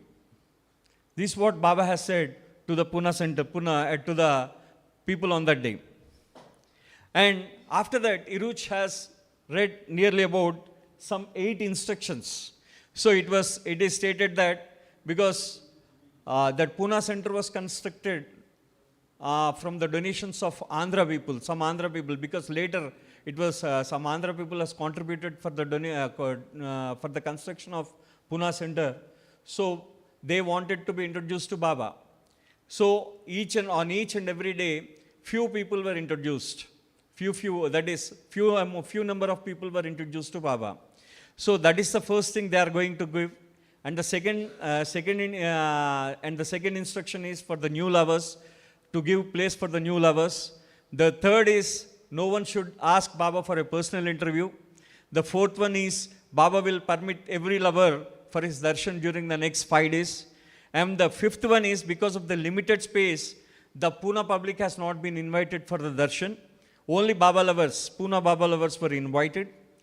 In the sixth, today the opportunity of Baba's darshan will be given to only those who cannot be accommodated inside the hall. The hall was very small, and the number of people who have come for Baba darshan was very big. So, in order to control the crowd, what they did is they were sending 100 people inside to have Baba's darshan. And then the seventh one is, so those who are leaving Pune on the day, they have to come first take Baba's darshan. And the last one is Baba's message. What Baba has said on the day is, all these years, I used to embrace you. I used to embrace you, my lovers, and bow down to your love for me. Now I can't embrace you, so I allow you to bow down to my love for you. This was Baba has said on that day. That is the last message which was given. So these were the instructions which were given by Iruch. And then the darshan has started at 8:30. Just now, as we said, 100 people were sent. And at one point, Baba was feeling severe pain at his hip joint and also at his neck. And he was supported by Dr. Barucha, and he was always telling Dr. Barucha this pain, he's saying to Barucha that the pain is very severe, but even though how cheerful I look.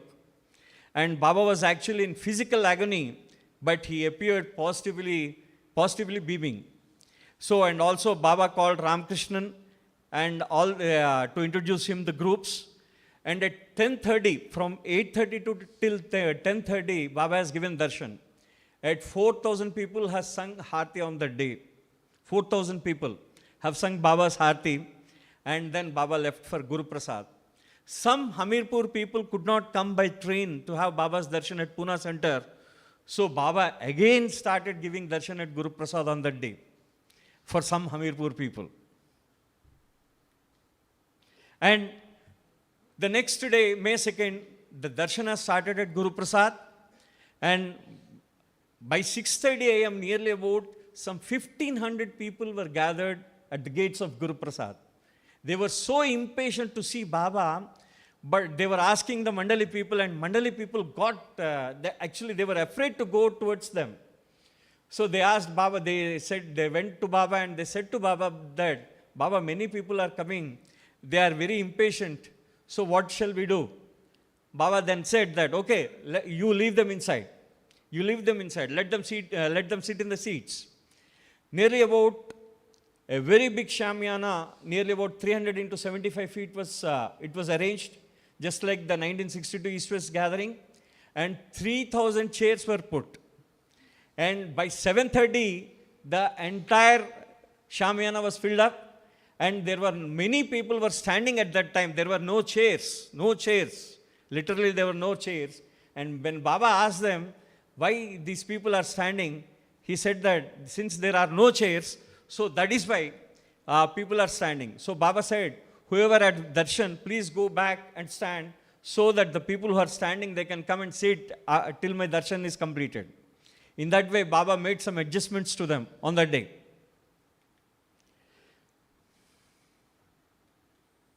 So, Iruch was making announcements, and that was translated by Keshav Nigam, it was translated. And whatever the instructions Baba has said to Iruch, they were said that, Baba says, those living today, irrespective of the group they may belong to, should have darshan today.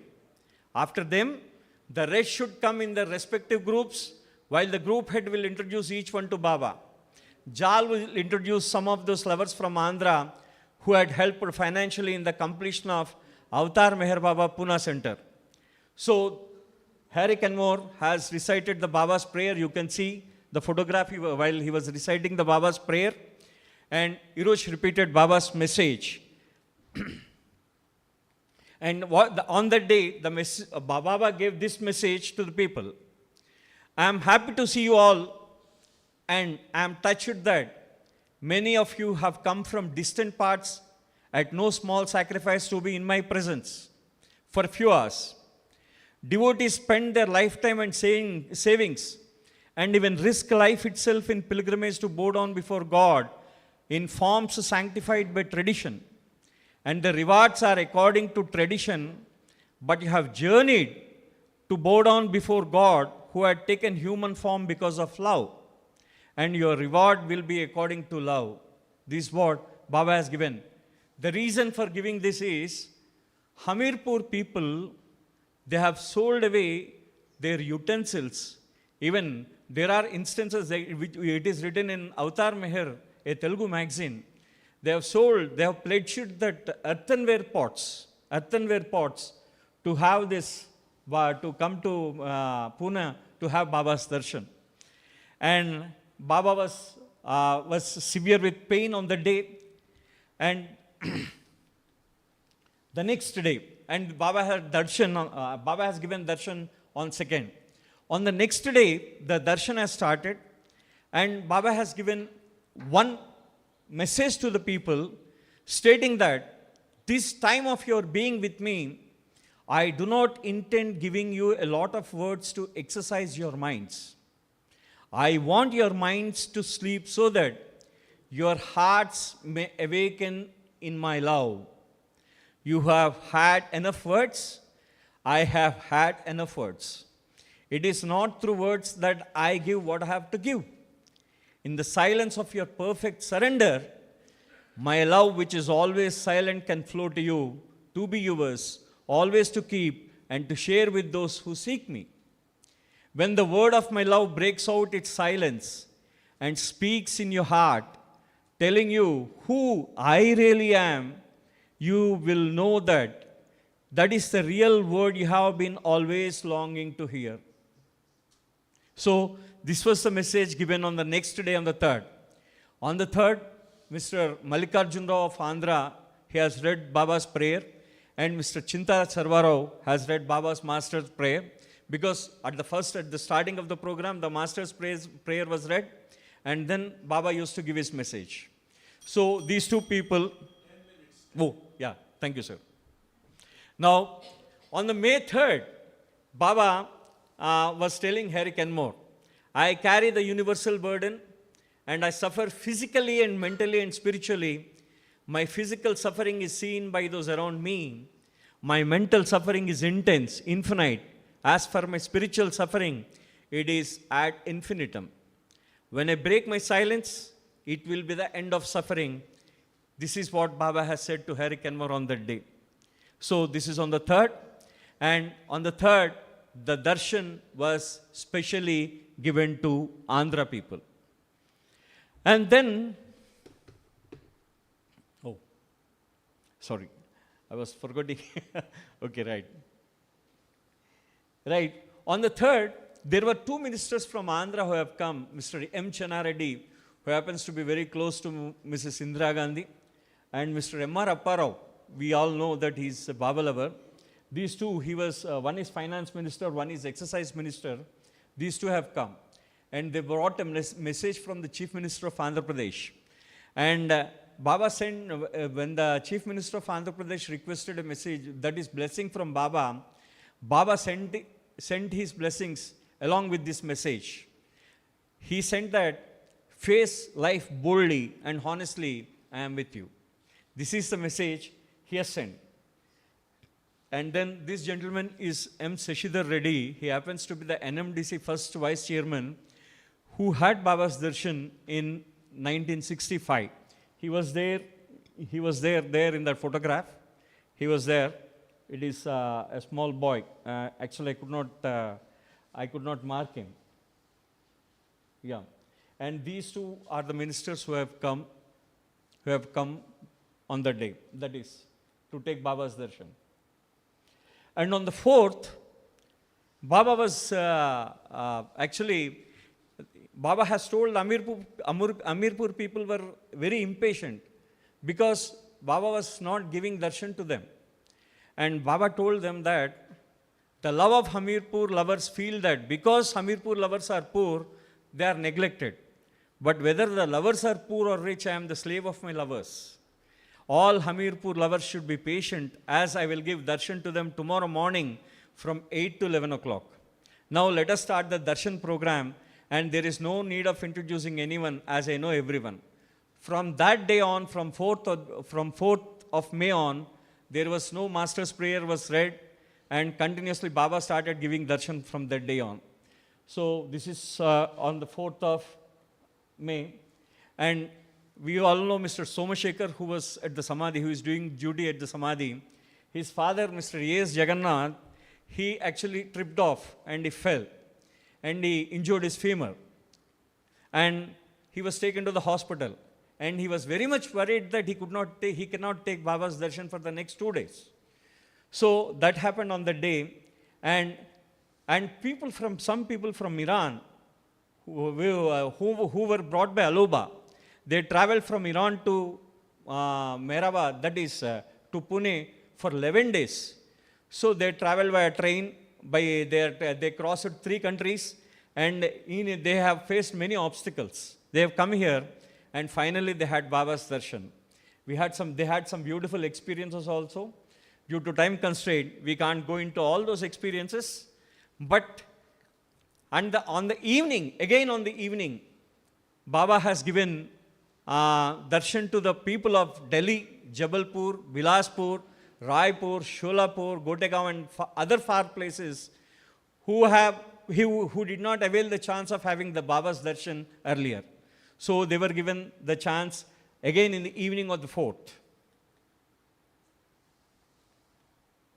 On the 5th, Baba and this Jagannath, Mr. Jagannath, who was stripped yesterday, he was brought to Baba, and he could not get up and take Baba's darshan. He was very much worried inside. So Baba asked him to bring the stretcher to him, and Baba placed both his legs on his chest, and he had Baba's darshan. And when Baba asked Jagannath, "Are you satisfied?" Then definitely he said, "Yes, I am more satisfied." So that was the beloved's way of giving his darshan to his real lover, actually. And on the 5th May, there is one army gentleman has come, who happens to be General Noshir Karani, who is one of the owner of the Guru Prasad property, which was later, when it was sold away, he is one of the owner of that property. He happens to be the director of the armed forces at that time. So he's a doctor. So he has come, and Balakrishna Bakshi's wife, Balakrishna Bakshi and his wife, they both have come for Baba's darshan on the 5th. And this is the old photograph of Guru Prasad. You can see here, they used to stay in this part, in the right side, the 2 photographs. The caretaker used to stay the Guru Prasad caretaker used to stay here, while Maharani Shanta Devi was owning that. And afterwards, when it was sold away, this part was taken by General Noshir Karani. And then on the 5th May, the darshan has started, and it has started at 7:45. It has ended at 10:40. The darshan was started and it has ended. On the 6th May, Baba has given permission for his Andhra ministers to have a special photograph session with him. And then, most importantly, Baba has given a chance for his Guntur, Hyderabad, Vijayawada lovers to have photographs with him. That is the chance he has given for them. And that day, on the 6th of May, many of Pune city public, they have taken Baba's darshan on that day. On that day, 6th May, they have taken the darshan. And many people wanted a second time darshan, but Baba did not. Baba said no to them. And by 10 o'clock, the darshan was ended, and Baba was carried away. And then in the afternoon at around 3:40 and 4 o'clock, Baba has taken this photograph. You can see this. He has allowed to take 3 photographs. This is one with Guntur. There is a large contingent. Nearly about 1,000 people have come. This is Guntur people, male and female, and then some Hyderabad lovers. So this is one photograph. This is another photograph. This is another photograph, 1965. So with all the people, Baba has taken the photograph. And then, most importantly, we could gather these people have attended. There are many people are there, but we could gather only these names from that Savas. Some of them are alive, some of them are not. So, another interesting thing is, this darshan program, Baba has given, for Pune, there were nearly about 200 people were there in Pune. And Baba has given a special darshan for the volunteers of Pune on the 14th of May. So all the people they gathered at Guru Prasad, and Baba has given this darshan program to the Pune volunteers. You can see Sadashiv Patel was introducing all of them. And then, actually, the darshan officially it is completed by 6th of May. But Baba has extended for 3 more days. That is, unofficially, it carried till May 9th. It carried till May 9th. Baba has given the darshan, and in the morning and afternoons, Baba has given darshan for the students and as well as the people who has not taken the darshan.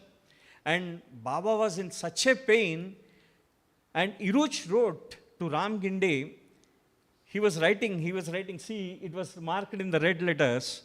At the time of writing this, there are some late visitors who still trickle in for Baba's darshan at Guru Prasad. And Baba's love continues to satisfy them all, despite the pain and discomfort that his physical body has been enduring. This is what is written. And then the darshan for the Westerners, actually, it was planned in the month of December. It was planned in the month of December, but everything was arranged. The speaker, there is one Bade, he arranged everything. The transportation is arranged, the accommodation is arranged, and everything is arranged. And then Baba said that when one day on 8th of September he has come to the people and he said that, see, I don't want to give darshan to the Westerners. Even though I wanted to give them, my universal suffering is more. This is what Baba has said too. There is just a small, so the Westerners will, of course, tremendously disappointed. They'll be disappointed. But he said that I cannot give. So this is why he cannot give is, he has given a small story. He said that a perfect master used to continuously postpone the giving of God realization to his disciple. So when the disciple one day he got vexed and he asked, why are you not giving? Why can't you tell me the exact time, at what time you can give the God realization? So the perfect master knows everything. The perfect master replied that the perfect master knows everything, he also knows nothing. And he appears as if he does not know anything. This is what Baba has replied to them on that day while cancelling the darshan to the Westerners. And then this is what finally we will conclude this particular presentation with Mr. Joseph Harp's his words. While he was going, Joseph Harp was writing like, it was heartbreaking to say goodbye to Baba and to see suffering so much. About 4 p.m., all he wanted to was to go to his room and relax. I left beloved Baba tired and in pain. This gathering was a great strain on his body, mind, and spirit. Doctors cannot heal Baba. He only permits them to try because of their love for him. Baba does not want to be healed. If he did not want that suffering, he would not have taken it upon himself. His great suffering is lessening the human misery. This is what Joseph Harp has said while he was leaving. And then, finally, these were the references from where I have taken. This is Mr. Sri Ramurthy's, all the photographs, most of the photographs are from Mr. Sri Ramurthy's collection. And then, this is my thanks to AMB PPCT Trust, Library Committee, and also Gogan sir, thank you very much again. Thank you for this great legacy program every year you are conducting. We are able to know about Baba's history. That's what, because we are learning it. Every day we are learning it. And thank you all, thank you audience, and thank you people who are watching me. Avatar Meher Baba ki Jai. Jai Baba.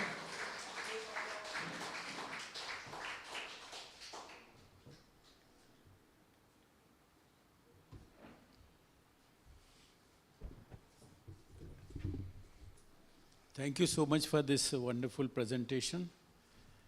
And so nicely done. You have so enthusiastically, and we are grateful for that. And grateful to beloved Baba for giving you this energy. Thank you, sir. Thank you, sir. Thank you. Now we have a next presentation by Jimmy Newell. And this is again on the same theme what Subramaniam has presented. It is about Baba's suffering.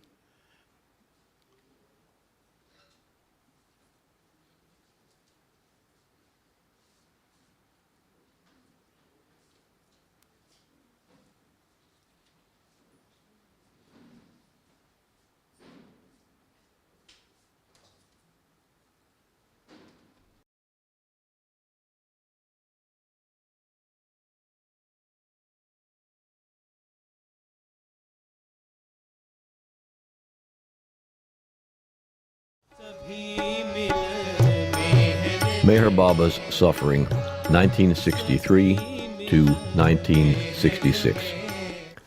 This presentation is a speculative theological presentation. My main thesis is a theological thesis, and it is simply to suggest that Meher Baba's universal spiritual work for humanity was nothing but love in action. His universal spiritual work involved loving individuals individually, as well as dispensing divine love universally. In order to accomplish this, his physical body had to function in the same way an electrical transformer does in order to dial down and regulate the intensity of his divine love in a way that it could be absorbed and Meher Baba's Suffering, 1963 to 1966. This presentation is a speculative theological presentation. My main thesis is a theological thesis, and it is simply to suggest that Meher Baba's universal spiritual work for humanity was nothing but love in action. His universal spiritual work involved loving individuals individually, as well as dispensing divine love universally. In order to accomplish this, his physical body had to function in the same way an electrical transformer does in order to dial down and regulate the intensity of his divine love in a way that it could be absorbed and integrated by individuals, social groups, and indeed the entire universe. It was the strain of this movement of divine love through his physical body which caused his intense suffering. Now, the overwhelmingly dominant feature of this period from 1963 to 1966, and really we could say from as early as 1956 until he dropped the physical body, the overwhelming feature was Meher Baba's suffering, especially his physical suffering, his physical discomfort during this period overshadowed all other activities and often dictated when he could see others, when he would hold darshan programs, and what his general mood and demeanor might be at any given time. This physical discomfort was primarily the result of his second automobile accident, which involved his leg, which he had been resting on the dashboard of the automobile at the time, his leg being jammed into his hip socket and shattering the hip joint. Many doctors were called in to relieve Meher Baba's suffering. Some of those consulted said that he would never walk again. Although eventually he did walk again, it was only after much painful physical therapy. The one doctor who did seem to help Baba the most in terms of his hip pain was the blind chiropractor Dr. Harry Kenmore, who developed a close personal relationship with Baba during this time. The two doctors in the Mandali at the time were Dr. Goher Irani and Dr. William Donkin. None of the Mandali, nor any of the outside doctors, were able to relieve Meher Baba's suffering very much. Meher Baba's physical suffering contributed to his ongoing distancing of himself from his followers, as well as contributing to his seclusion work, which he said was particularly intense at this time due to the urgency of completing what he described as his universal spiritual work for humanity. Meher Baba's suffering. In the midst of such events as the 1962 East-West Gathering and other darshan programs, as well as while he was responding to issues like drug use and a host of other issues presented to him by his lovers during this period of time, Meher Baba was experiencing enormous physical discomfort. Confronting the challenges presented by Meher Baba's 2 automobile accidents is perhaps one of the most difficult aspects of understanding Baba's life and his claims about himself as Avatar. His first automobile accident occurred just outside of Prague, Oklahoma in the United States on May 24, 1952. The second accident occurred 4 years later near Satara, India on December 2, 1956. Meher Baba's closest followers at the time gave little thought to the question of why someone who they felt to be the all-seeing, all-knowing human incarnation of God on earth should necessarily be subjected to such brutal suffering. For them, the only thing that mattered was that someone they loved deeply had been grievously injured, along with several of his closest disciples. For his part, Meher Baba repeatedly referred to each of these accidents as necessary and integral parts of his universal spiritual work for humanity. Since the 1950s, Meher Baba had claimed the title of Avatar, and he said that his spiritual work for humanity was an integral part of his work as the Avatar. Throughout his lifetime, Meher Baba emphasized over and over again that the suffering of the Avatar in general is an important aspect of the Avatar's spiritual work for humanity. For example, in 1939, Meher Baba explained that, quote, "The Avatar has to incur upon himself the infinite burden of worries of the entire suffering world while working in the world for the spiritual upliftment of humanity. This suffering of people steeped in the darkness of ignorance becomes the Avatar's suffering. This is his crucifixion. The Avatar is crucified every moment of his life on earth," close quote. Later, he emphasized 3 different types of Avataric suffering as physical, mental, and spiritual suffering. In June 1964, he said, quote, "I carry the universal burden, and I suffer physically, mentally, and spiritually. My physical suffering is seen by those around me. My mental suffering is intense, infinite. As for my spiritual suffering, it is ad infinitum. When I break my silence, it will be the end of suffering," close quote. Meher Baba insisted that he, as the Avatar, worked, as he described it, quote, "in the world for the spiritual upliftment of humanity," close quote. On one occasion, after the Satara accident, he pointed to his damaged hip and said, quote, "The suffering of the whole universe is concentrated on this little spot. This is a tangible expression of the universal suffering I bear," close quote.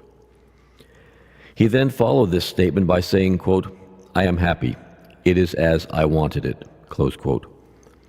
His close ones completely agreed with this interpretation of events.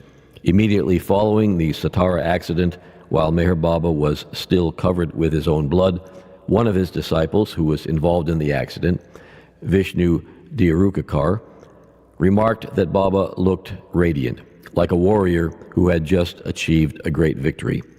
Describing the event later, Vishnu said, quote, "I stepped out and went to the front of the car to see how Baba was and saw him reclining in the front seat with blood on his clothes and face.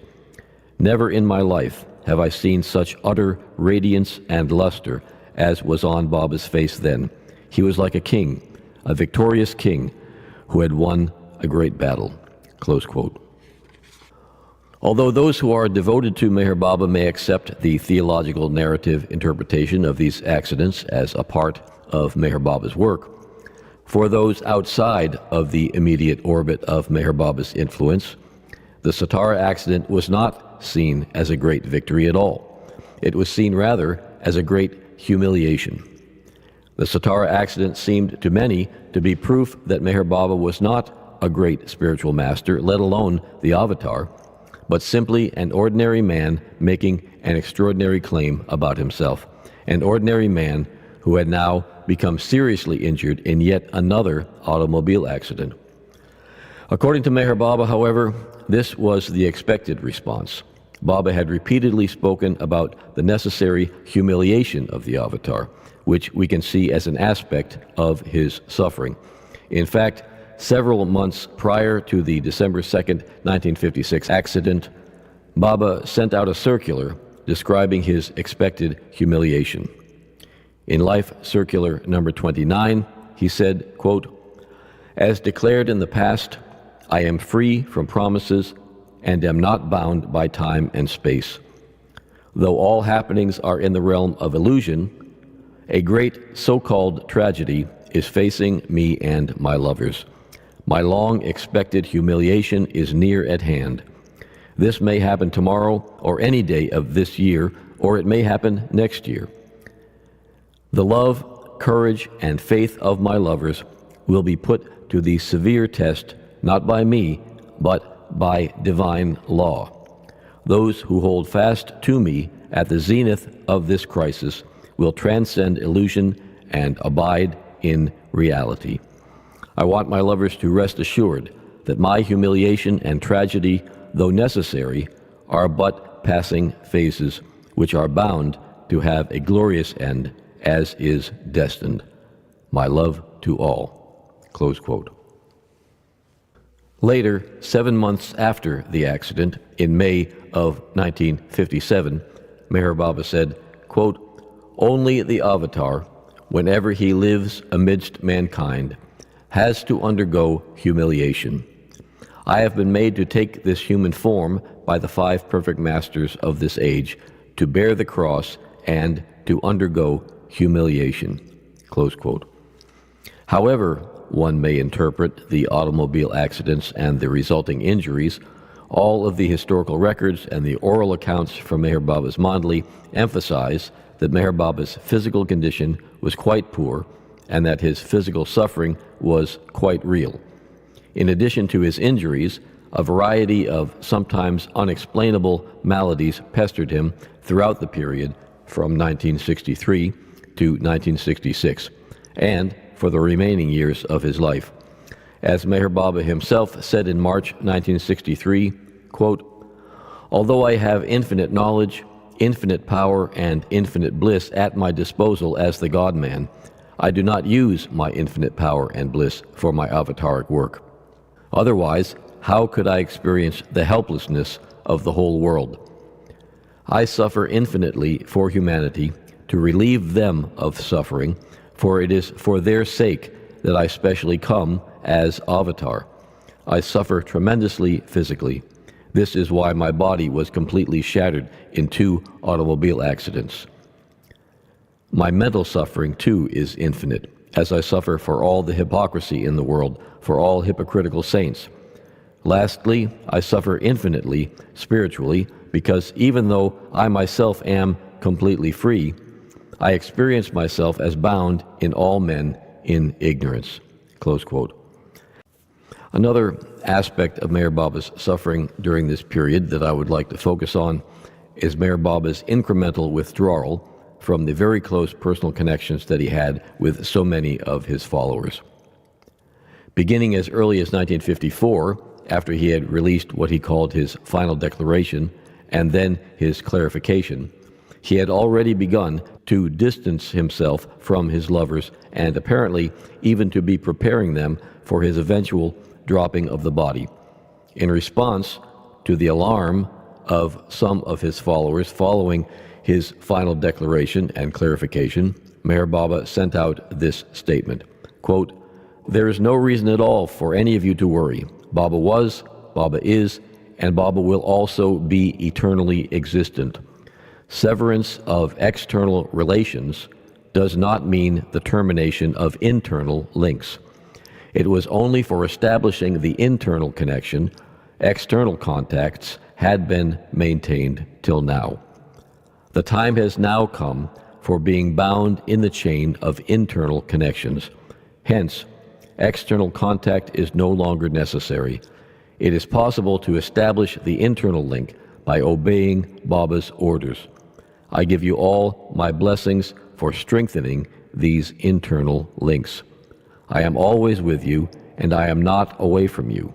I was, am, and will also be eternally with you, and it is for promoting this realization that I have severed external contact. This will enable all persons to realize truth by being bound to each other with internal links. Oh, my lovers, I love you all. It is only because of my love for my creation that I have descended on earth. Let not your hearts be torn asunder by my declarations concerning the dropping of my body. On the contrary, accept my divine will cheerfully. You can never escape from me. Even if you try to escape from me, it is not possible to get rid of me. Therefore, have courage and be brave." Close quote. So, after a lifetime of forging deeply affectional bonds with literally thousands of people, it would seem that Meher Baba had begun in 1954 a slow, deliberate, and determined process to prepare people for his death and for the necessary separation which would be their experience at his parting. One might even say that this process had begun as early as October of 1949, when Meher Baba departed on his new life. At that time, he told people that they would never see him again. Throughout the new life and afterwards, both he and his Mandali referred to their new life experiences as a kind of death. I emphasize this distancing because I see it as an element of both his universal spiritual work for humanity as well as an element of his suffering itself. Although begun many years earlier, Meher Baba's suffering, his seclusion work, as well as his distancing of himself from his lovers, all continued and intensified during this period from 1963 through 1966. In this excerpt from Lord Meher, Bhau Kalchuri explains, quote, "From July 1958, Meher Baba began a series of seclusions, which would last on and off until the end of his life. The current seclusion, begun on Monday, July 14, 1958, was distinct from all those previously undergone. During this total seclusion, Baba completely severed his connection with the outside world of his lovers. All incoming and outgoing correspondence was banned. In addition, Baba kept his Meherzad and Mehrabad Mandali completely separated from one another. No one was to step out of the limits of his or her respective areas. Even when Adi Sr., Baba's official public secretary, was called from Ahmednagar to Meherzad, he was only to speak with Kakabaria and could not meet with any of the other men." Close quote. Well, of course, from time to time, there were exceptions to this seclusion rule, but more and more as time went on, Meher Baba continued to restrict access to himself and relied on regular statements about his poor health, the strain of his ongoing universal work on his health, and the imminent breaking of his silence. Universal work, loving and suffering on an intense scale. I suggest here that it was the profound and dynamic intensity of Meher Baba's love which was the catalyst behind the intensity of his suffering. As I've already suggested, Meher Baba's physical body was like an electrical transformer which he used to regulate the massive dynamic power of the universal divine love which flowed through him, through his physical body, into the world, touching individuals, social groups, the animal kingdom, and literally everything in the entire universe. As the flow of this divine love intensified, it not only created the circumstances which led to his 2 automobile accidents, it also created more and more strain on his physical body, requiring that he distance himself more and more from his lovers. Another thing which required that he distance himself from people was his need to spend more time in seclusion in order to effectively regulate this dynamic flow of divine love which was pouring forth from him through his physical body. This dynamic flow of divine love reached enormous intensity during the period of 1963 to 1966, simultaneously increasing the intensity of his physical suffering. Well, it is my own conviction that this crucifixion was brought on by his physical body effectively regulating the intensity of the massive amounts of divine love which flowed through him constantly during this period of time. This was his universal spiritual work for humanity, and this was the cause of the intensity of his suffering.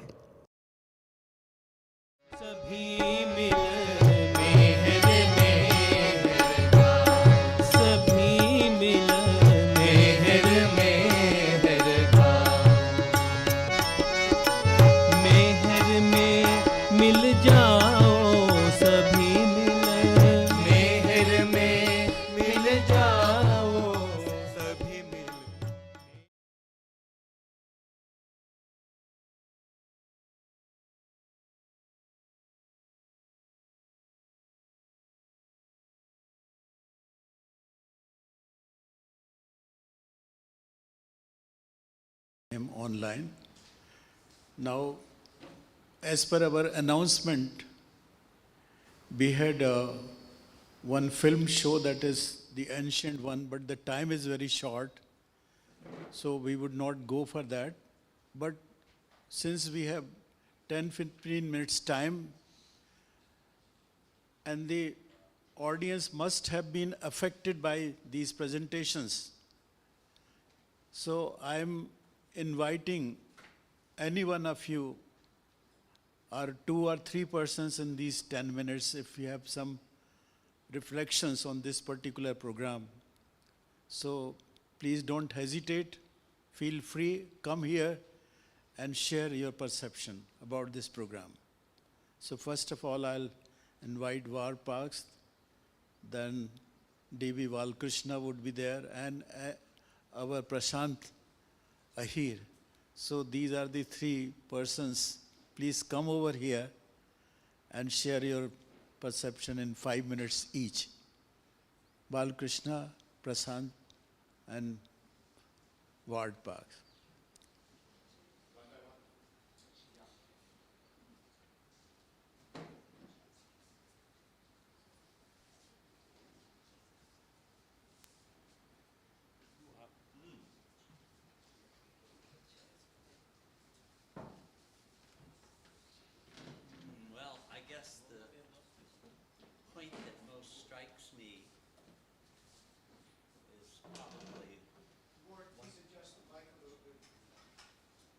Baba, is it working? No, it's not on. Yeah, there we go. I mean, I'm very powerfully affected by, what I've been hearing and seeing. One of the theme that seems to emerge so powerfully from the 1960s, the mid-1960s, is the obvious one about Baba's suffering. It seems that that theme really came into greater and greater prominence throughout the course of his life. In the record of the lives of the avatars, this theme comes up very prominently in the life of Jesus because of his crucifixion. It doesn't seem to be so prominent or visible in the lives of the other avatars that I can think of, but it really was with Baba. And it seems that after the new life and through the accidents, it really became dominant in his life. People didn't have much opportunity to spend much time. They had less and less. Through the mid-50s, there are these tremendous darshan programs, but particularly after the second accident, which shattered his hip, Baba became less and less externally accessible to his lovers. This isn't anything very original or very profound. I'm just responding to what I've seen here. And there were just this scattering of darshan programs. We heard about Prashant talked about the opening of the Pune Center, and then the next year, a large Pune darshan for Easterners. But Baba became more and more withdrawn from it. I don't even really know what to say. It's Baba's suffering is just an overwhelming part of his work for humanity. Apparently, that's all I really have to say. I can't really think of what. I mean, one is much affected by seeing this. So, Jai Baba.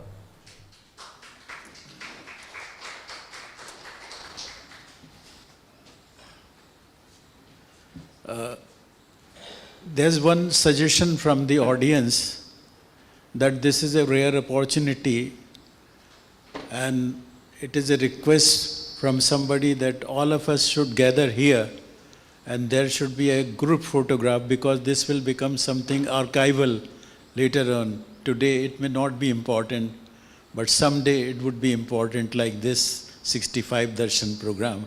So when we have this sharing from Prashant Ahir and Valkrishna, please, before we retire from this session, all of us are requested to please come over here and we have a combined photographs. Yeah.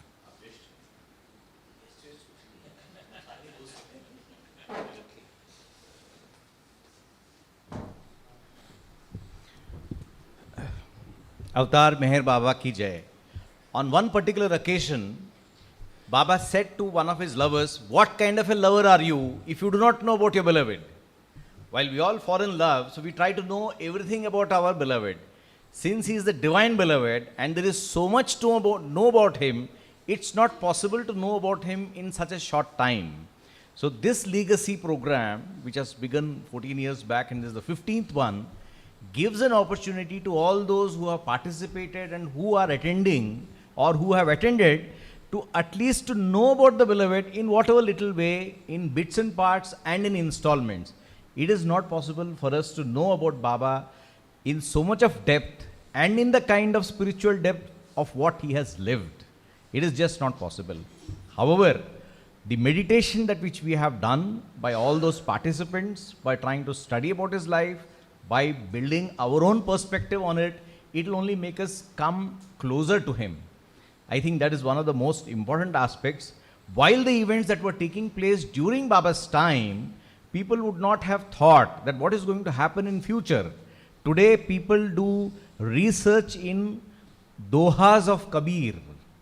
Of all the perfect masters, people are attaining their various degrees, but trying to study those masters or whatever they have said. And it's become a fashion kind of a thing when people wear the quotes of Rumi on their t-shirts. And today, with Baba's Amar Tithi, which is just finished, that is 56 years only, the time is fast coming when everyone, like today we see those who have seen Baba, a time will come when we will say we saw those who saw Baba. So this program is a very, very important one, and whenever and however we can, we must participate and encourage such programs. Avatar Meher Baba ki jai.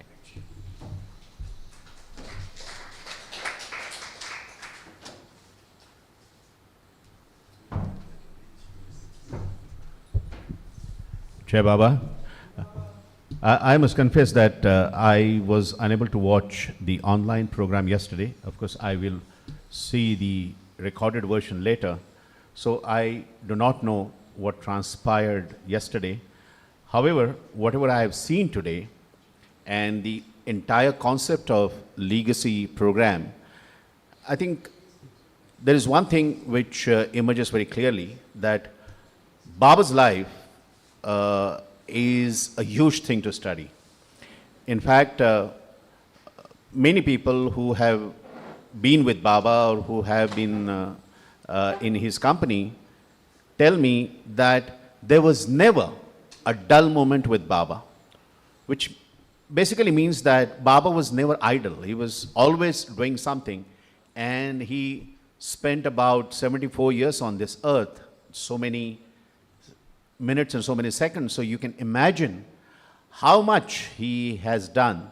And when I look at the legacy program's 15 years, I find that every segment of Baba's work in that chronological order has been covered.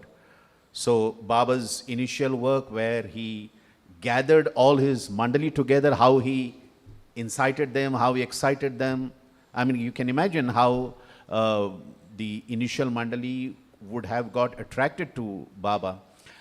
My father tells me that Dr. Ghani, who was actually Baba's schoolmate, and found it very difficult to accept him as some divine personality, Baba used to sit with him in Babajan Chowk, where Babajan Dargah is, in an Irani shop, both sipping cup of tea for hours together, and Baba kind of persuading him to join his gang. So this is how Baba must have attracted his initial followers.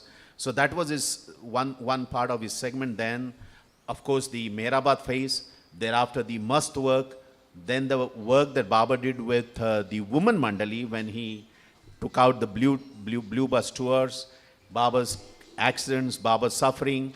And today I got to know in detail about Baba's work in the West on this whole problem of drugs. So I think every aspect of Baba's life is worth studying, and I believe that the legacy has provided a fantastic platform to study those aspects in detail. I am today very touched by Jamie's presentation on Baba's suffering. Of course, most of us have read about it, have heard about it, but today and Ward made a comment that we don't see this, or we don't read this kind of references of past avatars' suffering, which is in a sense true, but you know, the historians do not want to present avatars in that manner. So probably that part must have been cut off deliberately, because how can avatar suffer? And this problem must have faced even the early historians. In one of the books, I think it was by Irene Conybeare, I read that every avatar has spilled his blood on this earth. Now, I was thinking I could connect with Zoroaster because he was stabbed, Rama because he fought battles, Krishna because he was killed by a hunter by piercing arrow in his feet. So obviously he died. Krishna dropped his body because of that loss of blood. Then Jesus Christ, of course, was crucified. Muhammad Paigambar, who historically had gotten into wars, and it's obvious that in the wars he must have spilled some blood. But I was always confused about Gautam Buddha, and I was thinking that why there is no reference of Gautam Buddha having spilled the blood if really every avatar has spilled the blood. And then I got to read and I got to know that how did Gautam Buddha die? When he went to have food with one of his disciples and he had food poisoning, it is recorded and it is reported that he was vomiting blood for 2 days. Now, this is avatar suffering, and this is what Jamie was telling us. I really don't know, but whether Baba's withdrawal and Baba's suffering, whether they are connected, or whether Baba was using his suffering as a divine excuse to seclude himself for his more important universal work, whatever it may be, but Baba's suffering was real, and I think all of us must remain eternally grateful to Avatar of this age for the way he suffered for us. Jai Baba.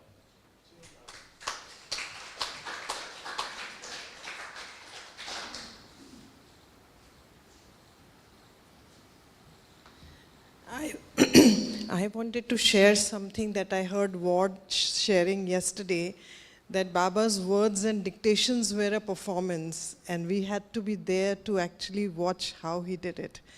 That was true, because whenever the Mandli shared a story, that was also a performance. Mani sharing a story was a performance, Erit sharing a story was a performance.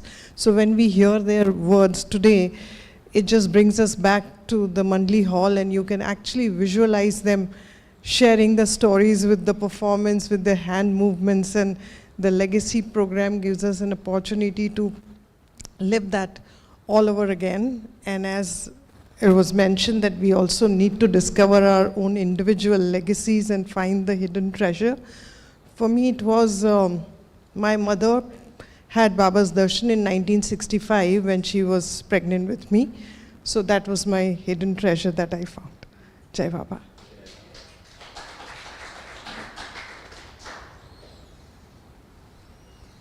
So, as per the suggestion, you all requested to please come here, and we will have a group photograph.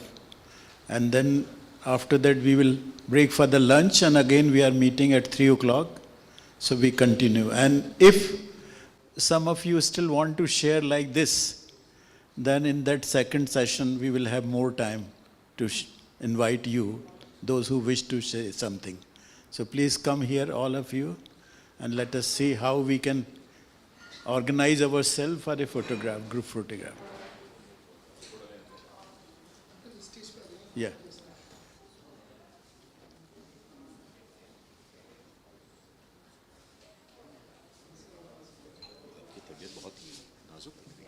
What I was suggesting was that you have a group photograph followed by all the presenters only with you.